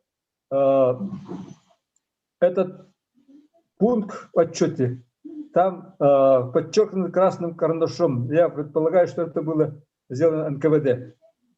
Следует отметить, что это 6-й пункт, значит, масштабно мыслим это понимание стратегического значения геологоразведочной работы для индустриализации Якутии и всего Северо-Востока СССР 27-летнего молодого геолога Лебедкина показывает статья в журнале «Советская Якутия» за 1933 год, номер 3. Перспективы золотопромышленности СССР и необходимость форсирования геологоразведочных работ. В нем, кроме общей характеристики ситуации золотой промышленности СССР, он показывает роль Алданского золотопромышленного района. Помимо получения из района значительного количества металла, он пишет, развитие всего комплекса вызвало проведение по линии правительственных и хозяйственных органов целого ряда важнейших мероприятий по укреплению всей золотопромышленности Союза, как создание единого руководства в виде союза золота, подведение материально-технической базы и так далее. Он четко понимает, что только на базе, его слова, золота, добавив редких элементов и цветных металлов, можно подтянуть все другие отрасли горной промышленности, сельского хозяйства Якутии, добиться наибольших вложений союзных капиталов, тем самым повысить уведенный вес Якутии в соответствующих отраслях народного хозяйства и вместе с золотом в дальнейших поисках полезных ископаемых Якутии. Ну, сегодня называется это инвестиции и так далее, которыми мы все гордимся, да? Значит, да? Но о том, что, значит, он прогнозировал и, значит, Индигирку, и, значит, Джукзур, и новая оценка Теркандинского района, Джукзурского района, Учурского района, Руслан Иванович сказал. Вот. Хочу, значит, сказать, как будущий управленец стратег четко понимал бурно растущей и продвигаемой на восток и северо-социалистической индустриализации потребует к концу второй и третьей пятилеток от Союза геологоразведки насколько она сумела изучить этот большой край, выявить и конкретно подготовить полезные ископаемые и прочие минеральные ресурсы для проектирования больших строительств, он пишет. Вот. Ну, как упомянул выше Иван Петрович, в то время четко указал на существование Алданского Нагорья, вот, на изучение тонких, значит, исследований зон вторичного сульфидного обогащения, с которым сегодня связан крупнейший золотоносный район с месторождением куранавского типа. Видимо, в то время существовала гипотеза, что зоны вторичного сульфидного обогащения не могут быть в зоне вечной мерзлоты. Лебедкин на основе изучения шлифов и аншлифов доказывает, что зона вторичного сульфидного обогащения существует и в вечной мерзлоте. Только в конце 60-х, начало 70-х годов Николай Нестеров, защитив при серьезном противодействии со стороны противников доступ к диссертации, доказал о существовании существующей роли линейных зон вторичного сульфидного обогащения. Вот хотел я сказать, вот как опередивший, значит, на 30 лет вот, один из пунктов такого, значит, названия моей статьи, доклада. Главный геолог Сахагенфор, аксакал геолога Якутии Владимир Александрович Ильчин, когда столетие отмечали, изучив геологические отчеты, в беседе со мной сказал: Иван Петрович Лебедкин, если бы пережил репрессии, не умер, мог бы быть и выдающимся геологом-практиком, и крупнейшим ученым геологической науки, так и талантливейшим управленцем союзного значения. Спасибо за внимание. Вот. Ну, вот сегодня то, что мы отмечаем 115-летие, и, значит, вот, попытка увековечения ее памяти, значит, ее памяти в виде названия, передать имени ее алданскому технику, это вполне, в общем-то, логично и, значит, справедливо, я думаю. Значит, об этом мы долго разбирались, и вот, наконец, может быть, это продвинется благодаря, в общем-то, этим всех усилий, которые сегодня сделали и участники, и другие люди республики. Спасибо. Николай Иванович, вам спасибо. Николай Дмитриевич является явным и полным последователем деятельности Ивана Петровича Лебедкина. Он и горняк, и, в принципе, очень многое сделал для развития геологической направленности. И самое главное, Николай Дмитриевич постоянно поднимает о социальной ответственности промышленных предприятий. А социальная ответственность – это всегда у нас трудоустройство наших ребят, это экология, бережное отношение к нашей природе там, и так далее. Поэтому, Николай Дмитриевич, большое спасибо. В 2015 году подготовил проект закона о социальной и экологической ответственности природопользователей.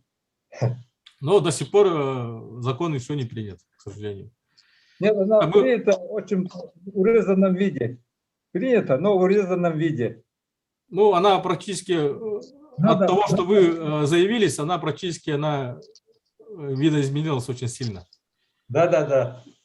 Продолжаем нашу конференцию. Слово дается Игнатьевой Агнии Дмитриевне, ветерану службы занятости населения и директору Центра занятости Верхнеудинского улуса с 1993 по 2000 год. Агния Дмитриевна, вы нас слышите? Агния Дмитриевна.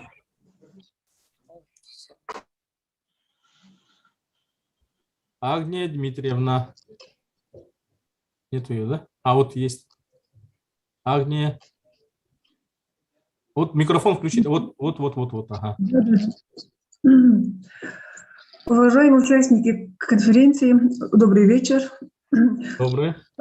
Мен конференцияның бирдей долақтар бар Лохандинағырды болдым. Бүйіне маннык нахана долақ научно-практической конференции ФБКТН. Слушая очень яркое, такое живое выступление депутата Тюмена Розы Васильевны Солнышкиной, я вот буквально сидела и дыхание перехватило. Дух прямо так накрыл гордость за таких земляков, как Иван Петрович Лебедкин. И к своему, можно сказать, скажу вам откровенно, к стыду или как, я о нем узнала буквально 2 года тому назад. Вот, имя для меня было, честно вам говорю, что скрывать неизвестно. И действительно, неужели вот такой самородок, такой государственный человек, который действительно такая яркая личность, буквально вот 35 лет всего прожил, а из них активная жизнь вот сколько лет. Я удивляюсь, насколько они были прозорливы, насколько они предвидели развитие нашей республики на 100 лет вперед. Это действительно вот точно так же, как наш славный земляк Сидор Никифорович Барахов. Иван Петрович Лебедкин стоит наряду вот на одной ступени вместе с ним, как стратег, как личность, масштаб личности действительно эпохальный, я могу сказать.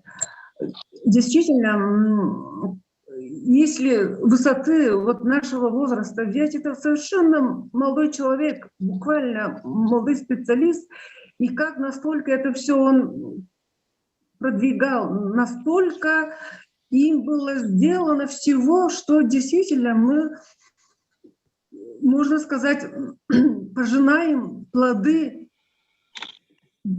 такой деятельности, гражданского подвига наших великих земляков. Я не побоюсь этого слова. Действительно, Иван Петрович в свои 35 лет настолько, вот как сказал наш геолог Николай Дмитриевич, ворвался в элиту вот тогда промышленности Советского Союза. Действительно, мы, верхневыйцы, должны этим гордиться.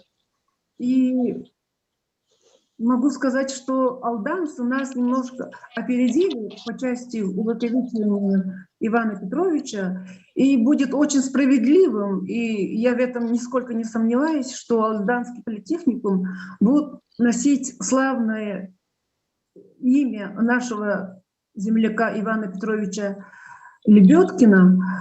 И я считаю, что здесь, наверное, не считаю, наверное, это тоже гражданскую ответственность проявили глава хамуставского наследа Христина Петровна Поротова, Галина Николаевна. Вот. Я думаю, вот первичная инициатива исходила, наверное, от них, не говоря уже о родных, близких Ивана Петровича. Я думаю, что такие люди, как Иван Петрович Лебедкин и Сидор Никифорович Барахов, действительно, если говорить на своем родном языке, как знамя, как флаг, они должны, мне кажется, вести за собой молодежь Верхнеуфимска, земляков. И я не сомневаюсь, здесь их имена останутся навсегда не только в истории республики, но и в истории России, поскольку они из той категории редчайших людей эпохальных, которые видели Якутию на много лет вперед, можно сказать, ломоносовским выражением, богатство России будет произрастать в Сибири. Они видели, что богатство России на все 100 лет как минимум будет произрастать в Якутии. Точно вот такую же картину мы видим сейчас. Как говорил наш великий тоже провидец, поэт Алексей Кулаковский, сейчас все взоры мира, все взоры планеты направлены на нашу Якутию, как на жемчужину. И если говорить даже на таким языком, как самый лакомый кусочек мира. И действительно, вот все эти глобалистские движения, вся эта геополитика, она действительно направлена для того, чтобы овладеть всеми этими богатствами, недрами. И в тему этой научно-практической конференции могу вас обрадовать тем, хотя по суеверии говорят, о планах говорят тихо, в тиши, в глуши, я могу вам с радостью сообщить, что буквально сейчас первую верстку проходит книга о наших земляках, алмазодобытчиках, начиная от первопроходцев, я могу употребить такое слово, начиная нашими современниками. Я смею не согласиться со специалистом Комитета занятости, что движение якутскую молодежь, местные кадры в промышленность началось только в 2017 году. Нет. История, вот никто не будет это, как говорится, со мной спорить, обсуждать, дискутировать. А этому движению, начавшееся в Верхнеуфимском районе, уже в 22 году будет 30 лет. Я вижу, там сидит Георгий Алексеевич Степанов, один из пионеров, который продвигал эту идею массового привлечения якутской молодежи, местных готовых кадров в алмазодобывающую промышленность. 30 лет тому назад я работала директором Центра занятости с 1992 года по 2001 год. И, может быть, действительно можно использовать тоже такое выражение «нет худа без добра», когда в начале 90-х начала разваливаться вся экономика России, советской страны не стало, безработица, такое совершенно нам непонятное явление, стало уже буквально самым насущным вопросом. Мы вот в Верхнеуфимском центре занятости бытность главы района Платона Терентьевича Мусова, начальник управления промышленности Георгия Алексеевича Степанова, и с подачи первого главы Верхнеуфимского района Анатолия Игнатьевича Чамчоева продвигали его идеи, что высвободившиеся в результате развала промышленных предприятий, которые находились в Верхнеуфимском районе, уже готовых специалистов, механизаторов, трактористов, водителей, дальнобойщиков,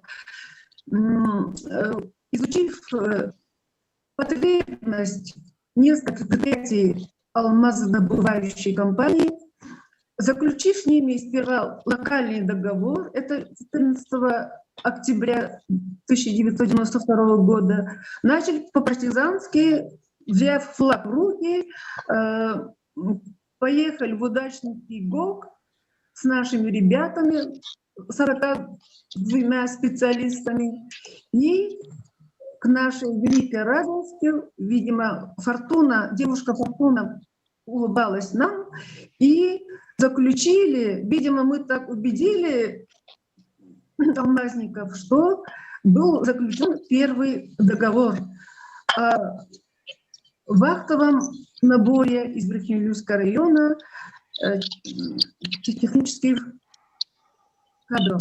Вот те ребята стали первыми, которые открыли путь вот такому движению, массовому привлечению местных кадров в промышленность. Потом мы на этом не остановились, вышли с предложением на правительство, поняли, что это дело не только вот одноразовой компанейщины, поскольку был огромный отток из алмазной провинции на материк. Многие уезжали, вот, буквально бросив все за гражданство на Украину, в Белоруссию, Молдавию. Там образовалась, естественно, такая дыра, которую вот непосредственно было, если говорить очень грубо, заполнить. И, естественно, алмазный генерал, они тогда и поняли, что буквально этот вопрос можно решить в полном согласовании с местными администрациями Вилюйской группы районов. Но это долгая история. Обо всем это будет книга. Я думаю, что буквально до конца года мы эту книгу увидим. Мне бы хотелось, честно говоря, что эту работу надо сейчас очень активно, напористо, форсированно продолжать. Действительно, время не терпит. Очень много безработных. Я часто вижу, просто на улицах даже такую молодежь, которая слюняется абсолютно без дела. Мне грустно на это смотреть. Я думаю, что причина во многом одна — незанятость. Как-то надо этот вопрос ставить комплексно, не только устно, там промышленность.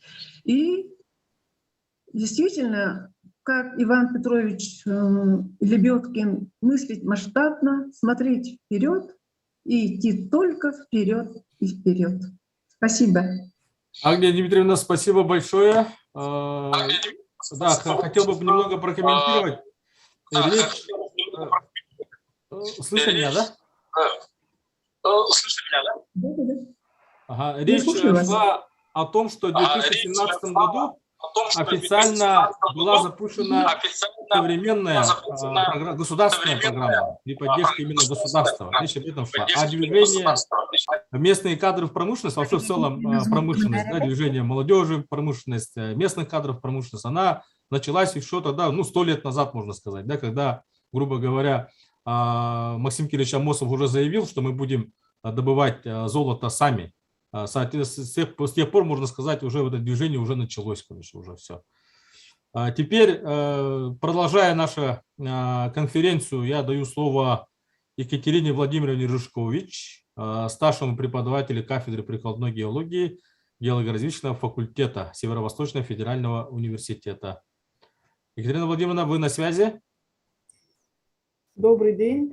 Добрый день, уважаемые участники сегодняшней встречи.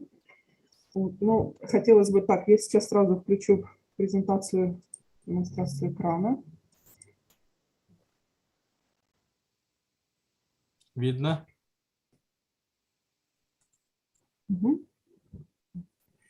И хотелось бы что, собственно, сказать. Ну, на самом деле, на геолого-разведочном факультете не понаслышке знают и чтят труды такого специалиста, как Иван Петрович Лебедева, безусловно. И на его примере можно твердо утверждать, что геолог – это и на сегодняшний день одна из самых интересных и востребованных профессий. В общем, потому что, как вы уже слышите, о всех достоинствах, о всем разнообразии работ Иван Петрович точно так же горный инженер-геолог, он и руководит геологосъемочными работами, и какими-то поисковыми, работает вот в рамке участкового геолога на карьерах, рудниках, то есть обеспечивает какой-то геологический контроль, добычи, в том числе полезных ископаемых. То есть это очень разносторонне, разнопрофильно, не говоря уже о всей творческой стороне этой, безусловно, интересной профессии. То есть это потому что нельзя не сказать о том, что красоты нашей природы, пейзажи, они вдохновляют нас не только на песни у костра, но и, конечно же, в том числе и творить, и заниматься творчеством, и работать в этом направлении. И немножечко хотелось в том числе продолжить тематику, спасибо коллегам Горного института, да, немножко рассказать о сегодняшний день о геолого-разведочном факультете. Достаточно на сегодняшний день мощная база направлений подготовки, состоит из 4 направлений подготовки в геологии. Это прикладная геология, самая базовая, где выпускаются горные инженера-геологи, технология геологической разведки, все буровые работы сосредоточены в этом направлении. И, конечно же, одно из перспективнейших направлений, сегодня мы знаем, это нефтегазовое дело и нефтегазовая техника и технологии. Наша республика богата полезными ископаемыми разного профиля, разного направления. На прикладной геологии мы специализируемся, как опять-таки базовая геологическая съемка, поиски и разведка твердых полезных ископаемых, потому что, как мы сегодня слышали, у нас есть еще что искать, есть что еще разведывать. Опять-таки, наша территория большая и не все еще освоена. Поиски и разведка подземных вод – еще одна специализация, которую мы в том числе подчеркиваем. Инженерно-геологические изыскания мы на сегодняшний день знаем, в том числе, что ни одно строительство элементарно даже, тем более на территории вечной мерзлоты, не обходится без этих работ. И одно из тоже новых направлений, в общем, базовых геология нефти и газа. Потому что в этом направлении нам в обязательном порядке нужно развиваться. И теперь мы даем знания специалитета. Немножко, конечно, таких производственных картин. Ребята, которые у нас занимаются, раз работают, проходят полевые практики в том числе, успевают после 3-4 курса именно определиться, устояться, утвердиться в своей профессии, в правильности выбора. Вот. На базе факультета работают открытые и лаборатории, и научно-исследовательские центры в том числе. Да? И вообще, конечно же, весь университет открывает свои двери для того, чтобы студент развивался не только в своем направлении, немножко отдельно говоря о том, что всегда поддерживают и творческое направление. Это обязательно у нас все ребята в том числе могут танцевать и петь, и раскрывать какие-то свои спортивные, и в том числе, конечно же, на базе не только факультета, но и университета, твоей научную какую-то стезю. Немножко о технологии геологической разведки. Говорят, здесь уже у нас работает на сегодняшний день направление 2 специализации. Это опять-таки технологии и техника разведки месторождений полезных ископаемых. По окончанию у нас выпускаются горные инженера-буровики и специализация геофизические методы поиска и разведки месторождений полезных ископаемых. Это горные инженеры геофизики. На сегодняшний день буквально последние собрания, семинары очень подчеркивают непосредственность и важность именно этого направления. Не дадут мне соврать коллеги-геологи в том числе. На базе, в том числе факультета нашего, у нас открыто общество с ограниченной ответственностью «Арктикбур». Это малое инновационное предприятие, и есть возможность работ, не только прохождения практик студентов, да, но и прямо круглогодичная возможность работ в этом направлении. И, соответственно, взаимодействие с различными компаниями по технологии бурения.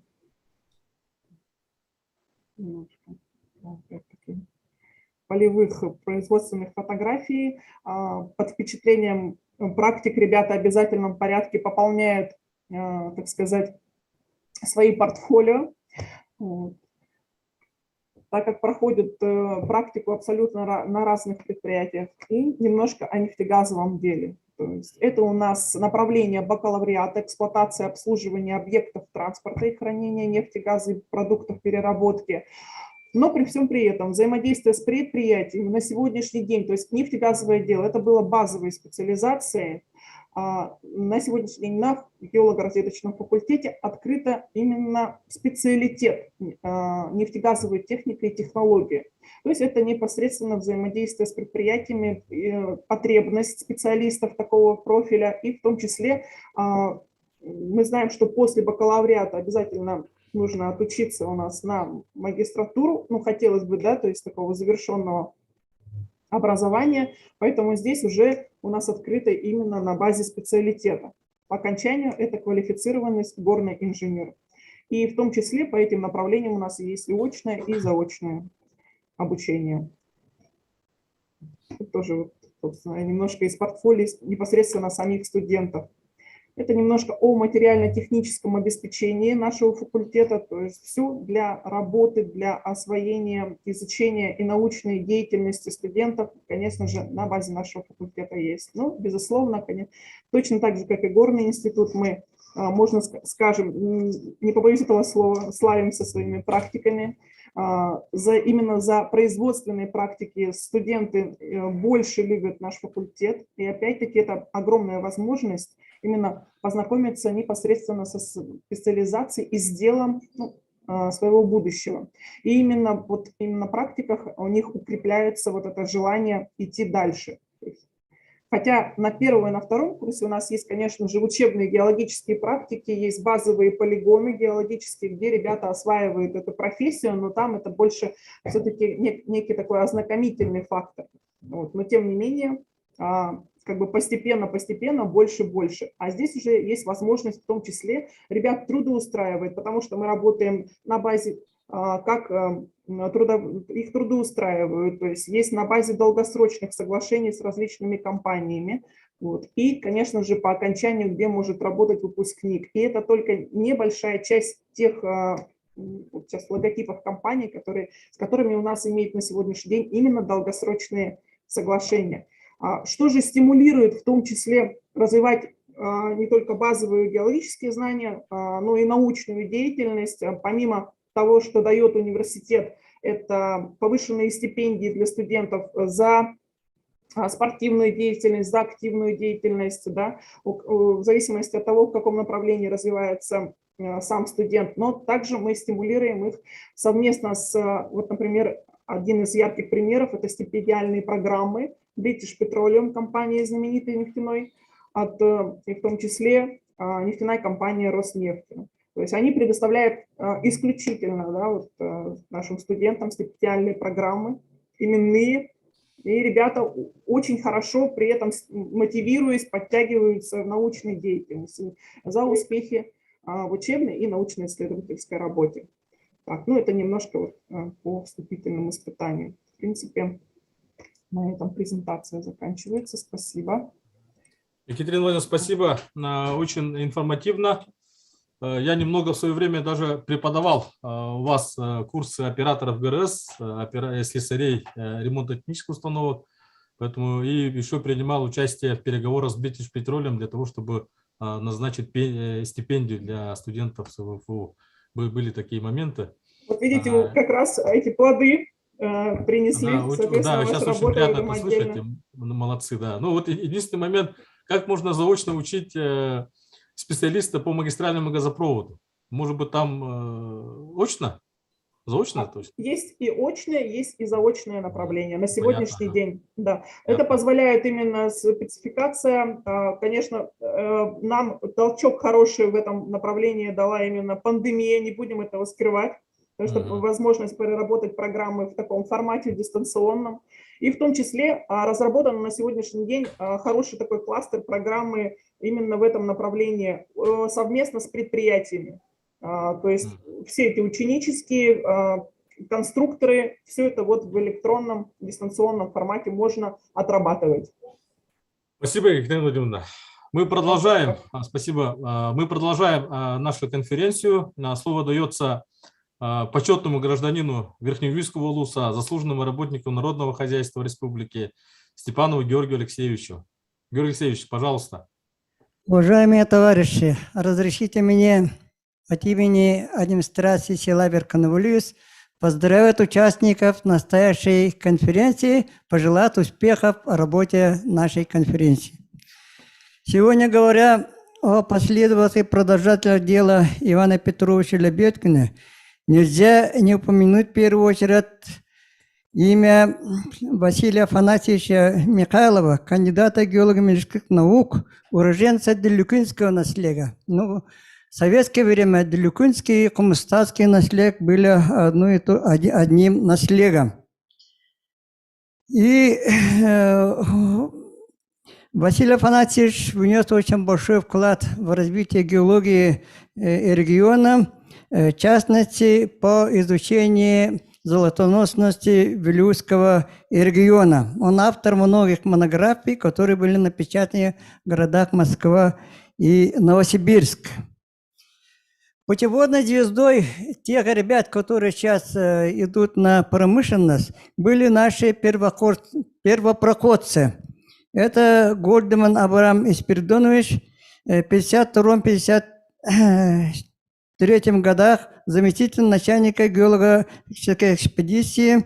Это Василий Максим Павлович, геолог-выпускник Алданского горно-геологического техникума, почетный гражданин поселка Аякал, тоже руководивший геологическим отрядом тогдашней алмазной нашей геологической экспедиции. И Прокопий Василий Евсеевич, тоже выпускник Алданского техникума, тоже руководивший геологическим отрядом, и другие. Это Болток Василий Романович, Осипов Иван Семенович, Мукчанов Афанасий Ефремович. Ну, сегодня выступление Агнии Дмитриевны немножко облегчил мое выступление тем, что мы вместе работали в этом направлении, поэтому я здесь немножко сокращу это дело. И только скажу, что вот этот договор родился очень кропотливо, очень долго и очень трудно, потому что в те годы не было основополагающих документов, которые которым руководствовались бы заключением данных договоров. После этого у нас в Верхнеуфимске при учебном комбинате, руководимой тогда Никитина Елена Алексеевна, заслуженным работником сельского хозяйства, были открыты курсы по подготовке водителей большегрузных карьерных алмазов, БелАЗ и Катерпиллер, и машиниста бульдозера. На курсах преподаватели, командированные из Удачнинского ПТУ, номер 28 преподавателей. Вскоре слушатели этих курсов, сдав соответствующие экзамены и пройдя стажировки, начали работать в Удачнинском ГОКе в качестве водителей большегрузных самосвалов и машинистов бульдозеров 4-го разряда. В целях создания удобства для вахтовиков по просьбе руководства Удачнинского ГОКа и Улуса-Якутским управлением гражданской авиации стали выполняться специальные рейсы на самолет Ан-24 по маршруту Полярный, Верхнеуфимск и обратно. По инициативе администрации Улуса для вахтовых рабочих на средства САПИ и в городе Удачном были куплены 5 квартир. В результате указанных организационных мероприятий число вахтовиков, работающих в городе Удачном, появились семейные династии. Все эти мероприятия проводились при непосредственном участии управлений и были нацелены на подготовку кадров на горнодобывающую промышленность из числа молодежи Улуса, которые при развертывании горнодобывающих работ на территории одного Улуса создали бы костяк опытных рабочих кадров. В эти годы резко увеличилось число абитуриентов на инженерно-технический факультет ЕГУ и потом его в Мирнинском филиале. Впоследствии Мирнинский политехнический институт на горно-геологической специальности. В 1993-1995 годах их было около 40 молодых людей. Тогда мы руководствовались постановлением правительства Республики Саха-Якутия от 23 октября 1998 года номер 552 и 7 июня 1999 года номер 306 о привлечении трудовых ресурсов к прикреплению на предприятие Калуроса и привлечению трудовых ресурсов. И здесь необходимо отметить большую роль Вячеслава Анатольевича Штрова, работавшего в те годы президентом Республики Саха-Якутия, и наших глав администрации, это Чамчан Анатолия Игнатьевича, Тумуса Платон Терентьевича и Подскосина Владимира Семеновича.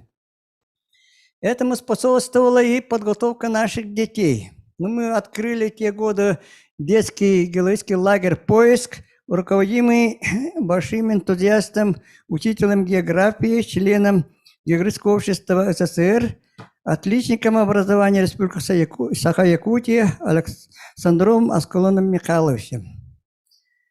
Вообще вот об этой семье Александра Аскалона Михайловича надо отдельно сказать, что в свое время из этой семьи работало предприятие Калуроса 5 человек. Это уникальная семья, можно сказать. Теперь вот, продолжая данную традицию, и сейчас очень много ребят работает в предприятиях АК «Алроса». На сегодня, по данным Центра труда занятости, только в этом году в трудостроении АК «Алроса» 7 человек, Южной Якутии вот предприятие «Колмар» 3 человека, Алмаза Набара 10 человек. Ну, ежегодно, как практика, около 30 человек уезжает работать вот, на горных предприятиях. Поэтому дело это продолжается и ныне.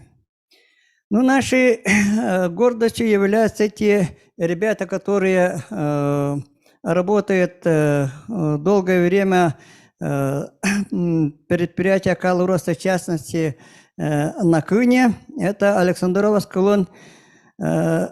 Аскалонович, он начальник энергетического участка стал сейчас, потом работает там Харитонов Иван Иванович, старший мастер АТК, работает Семенов Павел Иванович, мастер АТК, Корякин Артур, старший мастер добычного участка и так далее. И хочу сказать, что и в других предприятиях работают наши ребята. Вот, например, мой племянник Степанов Николай Алексеевич, участковый геолог на горном комбинате «Прогнос» по добыче серебра. Вот поэтому и сейчас вот многие наши выпускники поступают в горно-технические вузы нашей республики.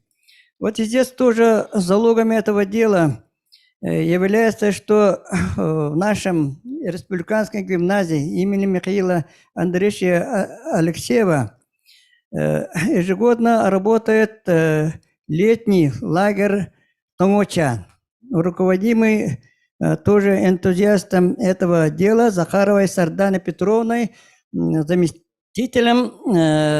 директора по воспитательной работе. Вот они нашли контакты и сотрудничают с учеными СВФУ, и вот их руководством несколько их ребят написали даже вот такие, можно сказать, научного характера труды. Это Антонов Саша, тоже выпускник сейчас нашей гимназии, и Горюнов Андрей. Они, в общем, писали о геологическом исследовании рудопроявления бассейна реки Танго и в Вилюйском регионе в целом. Вот таких ребят сейчас еще больше и больше набирается, поэтому вот это дело еще продолжится, и, надо сказать, вопрос о недропользовании нашим улусе в надежных руках. Вот теперь что хочу сказать по привлечению. Вот сегодня очень правильно прозвучало слово, эта работа должна быть системной, не только вот эпизодической, чтобы вы сказали и вперед шашки наголо, а во всех, в общем-то, наших сельскохозяйственных вузах запланированная и постоянно должна быть работа. Ну, наше якутское население, местное население, это, конечно, малочисленное, но поэтому вот у нас должны быть выйти такие руководители, как Тарас Гаврилович Десяткин, вот, скажем, и Иван Петрович Лебедкин, большие руководители горного производства, потому что свое богатство должны добывать и разработать мы сами. Ну, и здесь, конечно, рабочими и всеми рабочими мы не имеем возможности, но руководители быть обязаны. Спасибо за внимание. Георгий Алексеевич, большое спасибо. Я вас знаю давно, как патриота, как человека, который всегда дает наставления молодым. Я уверен, что наша молодежь, она нас не подведет. Она работает в промышленности, работала и будет работать в промышленности. Друзья, у меня в 17:30 уже началось другое мероприятие, поэтому позвольте мне сейчас коротко немного выступить, 2-3 минуты, а потом уже модераторство передать Люции Спиридоновне. Когда мы говорим о местных кадрах в промышленность, да, мы сперва-наперво говорим о профориентации. О том, чтобы наша молодежь, наши дети, чтобы они с детства уже знали, какие месторождения у нас есть, что у нас добывается, какие предприятия у нас работают, чтобы они конкретно знали, что такое буровой станок, что такое горное дело. В этом случае мы обязательно выберем тех ребят, которые выберут техническую профессию и не отойдут от нее. То есть закончат университет и будут дальше учиться. Я, по крайней мере, в 1996 году, когда поступил в Губкинский университет, я впервые узнал, что у нас добывается газ. Хотя я учился в физмат-классе, но почему-то каким-то образом я этот момент упустил. И действительно я не знал, что в 200 километрах, 100 километрах от моего села добывается газ. Вот мы этот момент должны постоянно исправлять. Поэтому мы в свое время и запустили проект «Местные кадры», молодежь Якутии в промышленность, конкурсы «Я инженер» и так далее. А второй момент, местные кадры в промышленности, это же, конечно, трудоустройство. Это вот госпрограмма, которая сейчас работает. Она реально работает, и мы видим количество ребят, которые поступают на работу, и есть соглашение с предприятиями, и с каждым годом у нас это наращивается. Это вот системная работа именно по трудоустройству. И третий момент, местные кадры в промышленности, это создание своих местных предприятий, которые будут работать уже с крупными компаниями. Потому что мы уже понимаем, что недра, которые сейчас в большей степени добываются, они добываются сторонними, крупными транснациональными корпорациями, которые, честно говоря, имеют больше ресурсов для того, чтобы осваивать эти месторождения. И сейчас, вот в данный момент, наша республика, не то, что не в состоянии, да, очень тяжело конкурировать с такими большими крупными компаниями. Даже вот у нас у Сахатранснефтегаза большая трудность конкурировать с тем же ЯТЭКом, да, по разработке месторождений и добыче газа. Поэтому здесь мы должны, вот третьим этапом местные кадры в промышленности, это должно быть обязательно участие наших предприятий, индивидуальных предпринимателей, малых форм предприятий и так далее, с крупными транснациональными корпорациями. Вот над этим мы дальше будем, конечно же, работать. Я благодарен организаторам данной конференции о том, что мне позволили модерировать. Для меня очень большая честь именно вот в этот день, да, день своего дня рождения, день запуска Нежданинского месторождения, в день открытия бюста Ивану Петровичу Лебедкину проводить такое мероприятие, модерировать. Для меня это очень большая честь. Я считаю, это самый такой большой подарок в моей жизни, который я запомню на всю жизнь. И организаторам очень большое спасибо. Павел Валерьевич, вам большое спасибо, чтобы вы согласились быть модератором нашей конференции. Еще раз поздравляем и спасибо. Спасибо. Всем удачи. Спасибо. Уважаемые коллеги, мы продолжаем работу. Все, кто записались, выступили. Сейчас мы приступаем к обсуждению по теме конференции и к обмену мнениями. Так, мы сегодня надеялись, что еще подключится к нашему мероприятию из Института алмазов и благородных металлов и из Управления по недропользованию по Республике Саха-Якутия. Но, к сожалению, по каким-то, я надеюсь, уважительным причинам они не смогли подключиться. Сейчас я слово предоставляю Ткач Сергею Михайловичу, директору Института горного дела Севера имени Черского Российской академии наук, доктору технических наук. Пожалуйста, Сергей Михайлович. Спасибо, коллеги.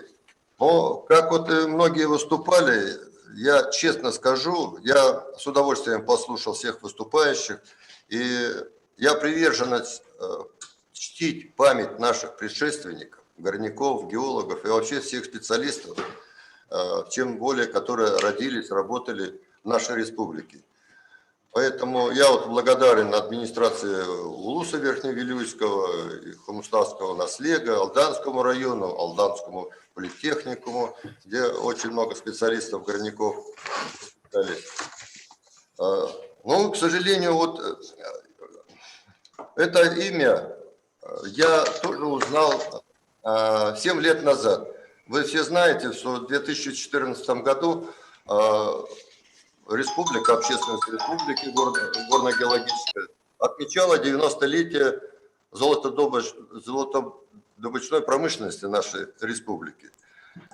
И вот вознаменование этой штуки, вот такая вот книга вышла, вот отсюда-то я и узнал, что был и работал в нашей республике, был первопроходцем геологической отрасли, это Лебедкин Иван Петрович. Но, к своему сожалению, учился когда-то в университете, много лет потом работал, а узнал буквально недавно. Поэтому я и согласился, хотя глубоко не знал, но более профессионально, конечно, Николай Дмитриевич отметил этого геолога, его прозорливость, дальновидность, ну, профессионально довольно-таки. Поэтому я здесь углубляться не буду. Еще раз вот хотелось всех призвать. Вот с точки зрения, здесь выступали наши коллеги с Горного института, геолого-разведочного института, чтобы вот на первых-вторых курсах нашим студентам вот какие-то вводные лекции читали, не только, допустим, история горного дела, или не только история геологии в общем СССР, там, России, а отмечать наших коллег, которые здесь родились, которые жили, чтобы студенты уже на первом курсе знали. То есть надо работать и преподавательскому составу, надо поработать с фондами.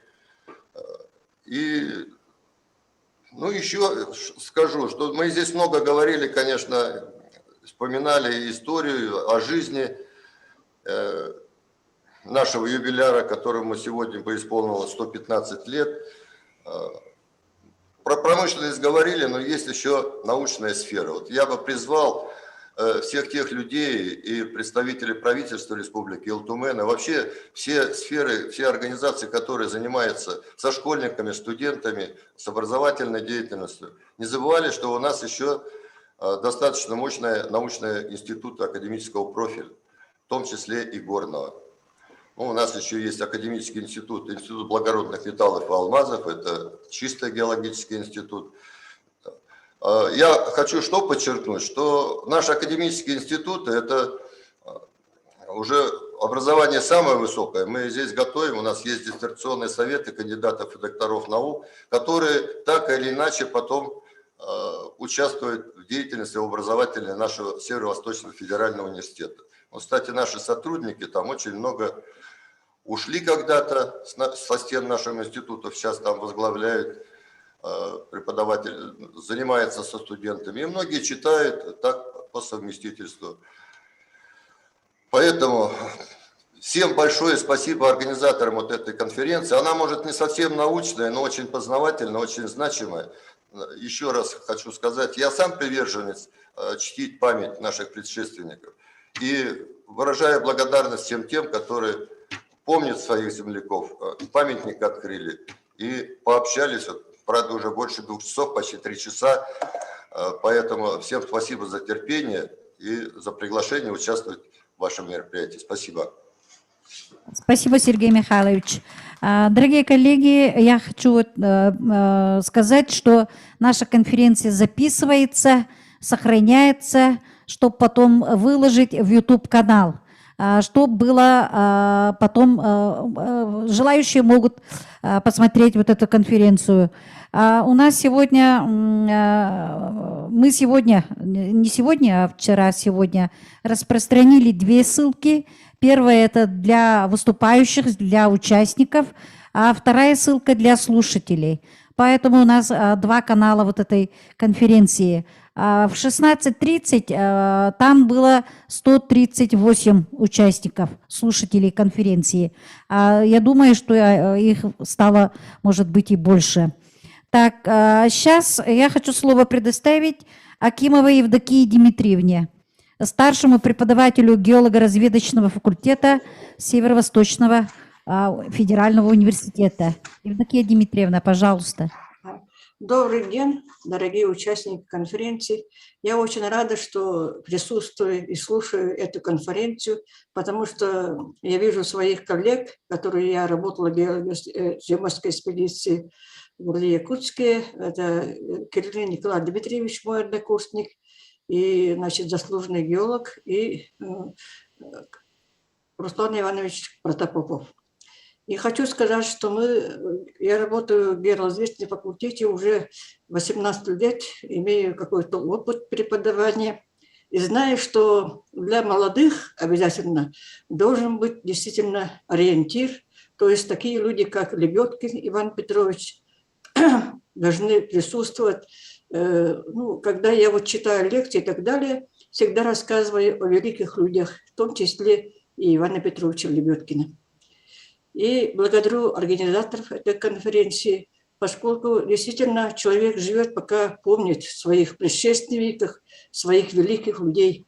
У меня вот такое, еще бы хотел сказать, я работала еще, будучи заместителем декана по воспитательной работе, у нас в ГРФ есть СТЕН. Наши, значит, знаменитые или достигшие больших достижений выпускников ГРФ.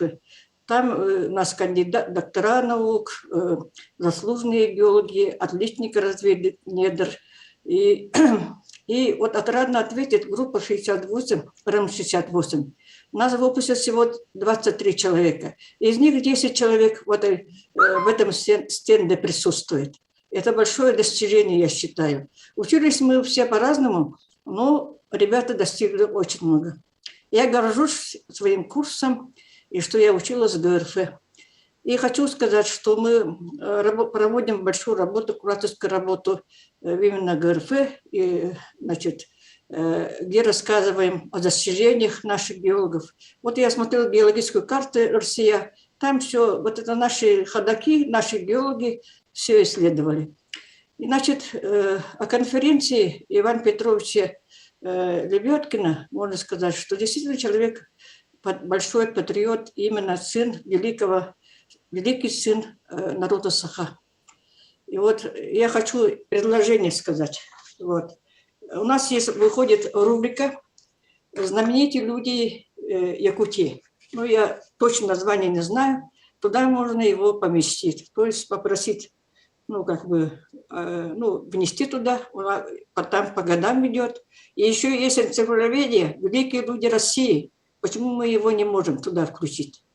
И третье, вот хочу, у нас проведем работу, именно есть у нас стипендии имени Старовайтова, есть стипендия, и стипендия имени этого Кима Петровича Аргунова, Гохран установил. И я хочу, например, вот сейчас именно в связи с 115-летием, и он заслужил этого стипендии имени Ивана Петровича Лебедкина. Вот я думаю, что наши геологи поддержат меня, то есть руководство Якутгеологии установит такую премию для наших студентов. студенты сейчас, конечно, учатся. Единственное, что тормозит все это наше достижение, продолжение дела Ивана Петровича Лебедкина в том, что трудоустройством очень плохо. Но принимает очень неохотно, поэтому, естественно, падает интерес к этой профессии. Хотя профессия это очень необходимая. Я могу сказать, что выпускники 60-го года, 80-го года – это основной косяк работников геологии. То есть мы, это поколение геологов, получаемся. Вот мои такие предложения. Я очень рада присутствовать и слушать вас всех. Спасибо за внимание. Спасибо, Евдокия Дмитриевна. Вы озвучили очень интересные, конкретные предложения. Мы все над этим подумаем. Еще хочу, можно сказать, еще, да? Можно и даже значок выпустить. Почему нет? Все в наших руках. Если мы хотим, все сделаем. А если не хотим ничего, у нас ничего не получится. Да. Поэтому надо стараться и хотеть. А почему великие люди России нельзя его включить? А? Ну, можно.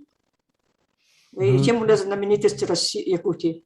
Я предлагаю на факультете, на горном и на геолого-разведочном, и вообще еще шире можно проводить чтений. Вот таким образом можно также еще больше, лучше распространить, рассказать о наших великих, знатных людях нашей страны.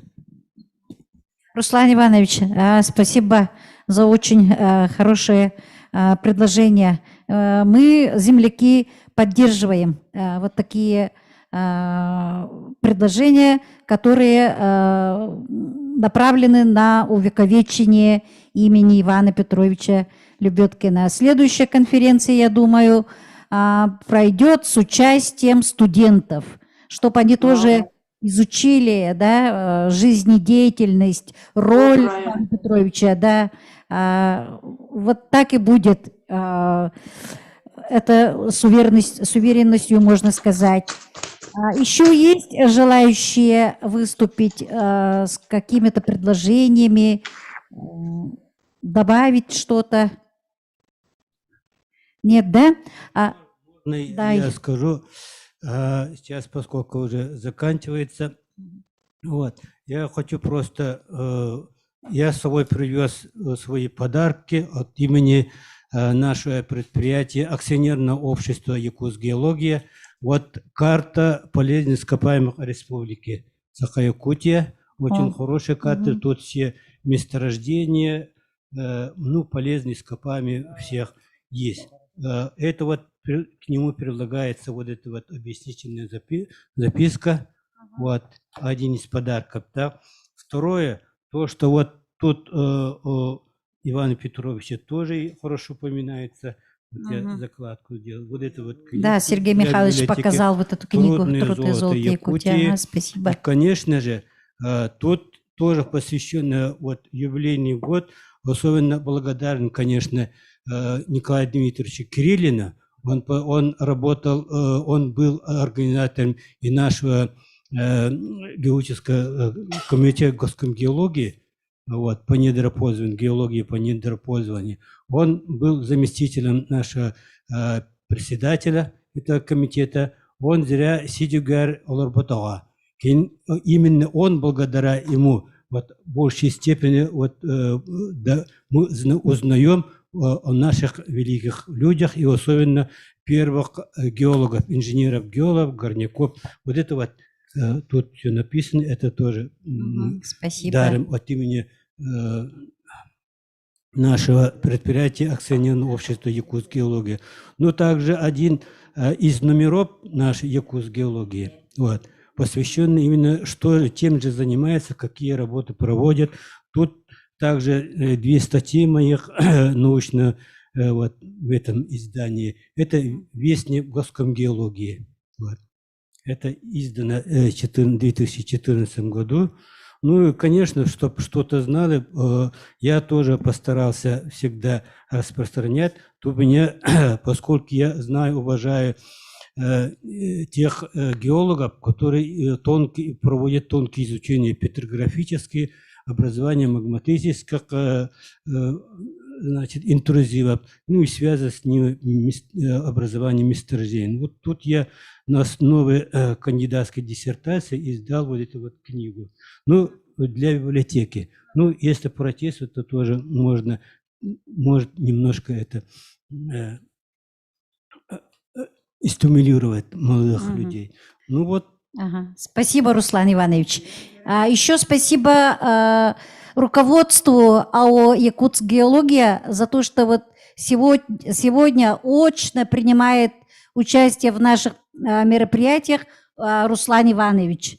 Он один представитель из города Якутска. Он вас всех представляет в нашем мероприятии. Сейчас вот слово главе Коммуставского дослега Христине Петровне, пожалуйста. Еще раз вечер добрый. Я хочу сказать, значит, выразить свои благодарности всем участникам сегодняшнего мероприятия, сегодняшней конференции, и особенно Руслану Ивановичу от имени от Якутск геология, который прибыл, несмотря на такое расстояние, и присутствует в сегодняшней нашей конференции. И вот хотела, конечно, Павел Валерьевич высказаться насчет финансирования, да, вот Мария Николаевна как бы конкретно не сказала, но я вот человек, который проработала 14 лет в центре занятости, в те годы, когда, значит, стали происходить оптимизации здесь во многих отраслях, сферах, учреждениях, работников стали сокращать, тогда, значит, приняли постановление о опережающем обучении работников. И в то время как раз это было как-то внезапное внедрение, и поэтому наша молодежь и наши, значит, безработные как-то быстро не смогли среагировать и примкнуть к этим изменениям. А сейчас как раз, значит, востребованность краткосрочным курсам уже возросла. Сейчас заинтересованность молодежи к промышленности очень большая, но каждым годом финансирование таких курсов сокращается. Хотелось бы, конечно, чтобы комитет занятости очень уделял большое внимание вот на такие краткосрочные курсы по сфере промышленности, потому что они с тех еще времен очень дорогие курсы. И тоже основное же, когда сельские ребята едут учиться, там у них бывают и проблемы с проживанием, и с проездом. Это очень все дорогое удовольствие. Оплачивать из своих материальных они не могут. Поэтому в основном у нас получается, что получить такое востребованную квалификацию они никак не могут. Вот из-за чего трудоустройство таких, значит, безработных очень трудно. Еще одно дело, значит, сейчас это было очень хорошо подчеркнуто, что нужно усилить, значит, профориентационную работу, проводить регулярно, постоянно с выпускниками, значит, конкретизировать систему работы с работодателями, когда заканчивают выпускники свои обучения, чтобы была полная конструктивная работа по трудоустройству выпускников. Потому что,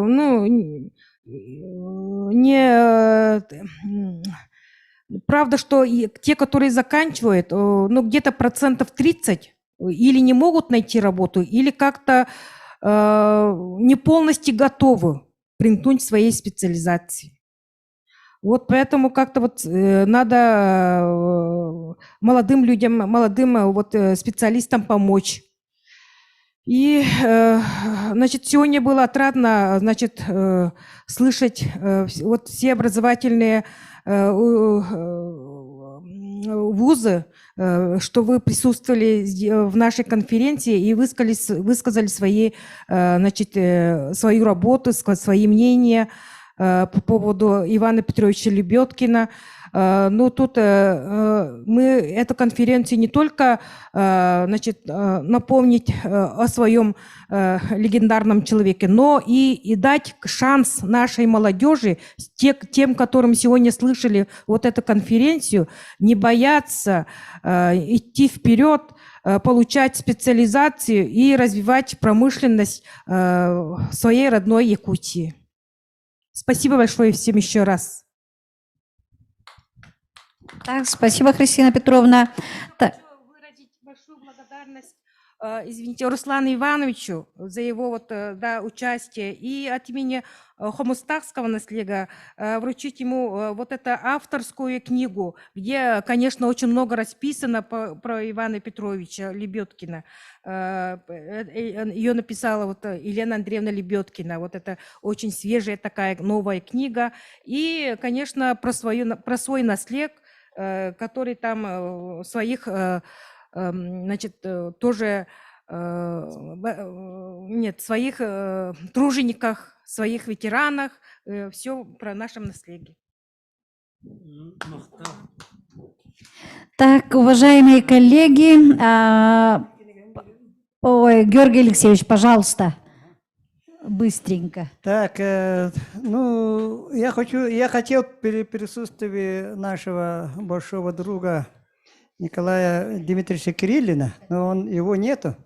Но сейчас присутствует мой партийный коллега Роза Васильевна. При ее присутствии и многих других я хочу подарить книгу «Состояние перспективы недропользования на территории Верхнеуральского улуса». Вот здесь вся наша богатство, вся наше золото, вся наши алмазы. Автор книги Георгий Алексеевич Степанов. Так, уважаемые коллеги, подходим к концу нашей сегодняшней работы. На этом, я думаю, не исчерпываются вопросы, проблемы подготовки молодых кадров для отрасли горнодобывающей промышленности.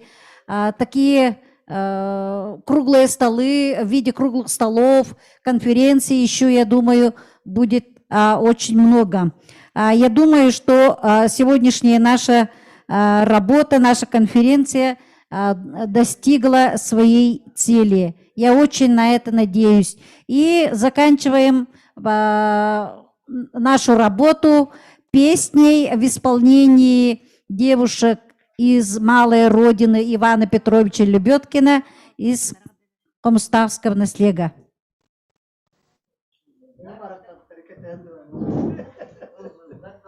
Особая наша благодарность Алданскому району. Сегодня принимал участие председатель Улусного совета депутатов. Мы с Алданский район для нас это как бы родственный район. Чтобы этот город стал городом трудовой доблести, мы, верхневилюйцы, вложили большой свой вклад. Мы много голосовали за вас, за этот город трудовой доблести Алдан. Пожалуйста, девушки.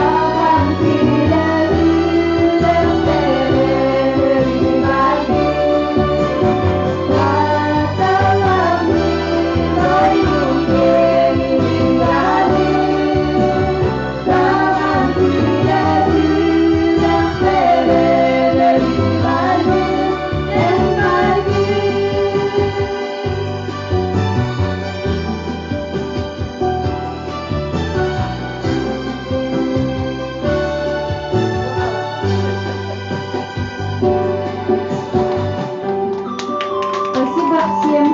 До свидания. До новых встреч.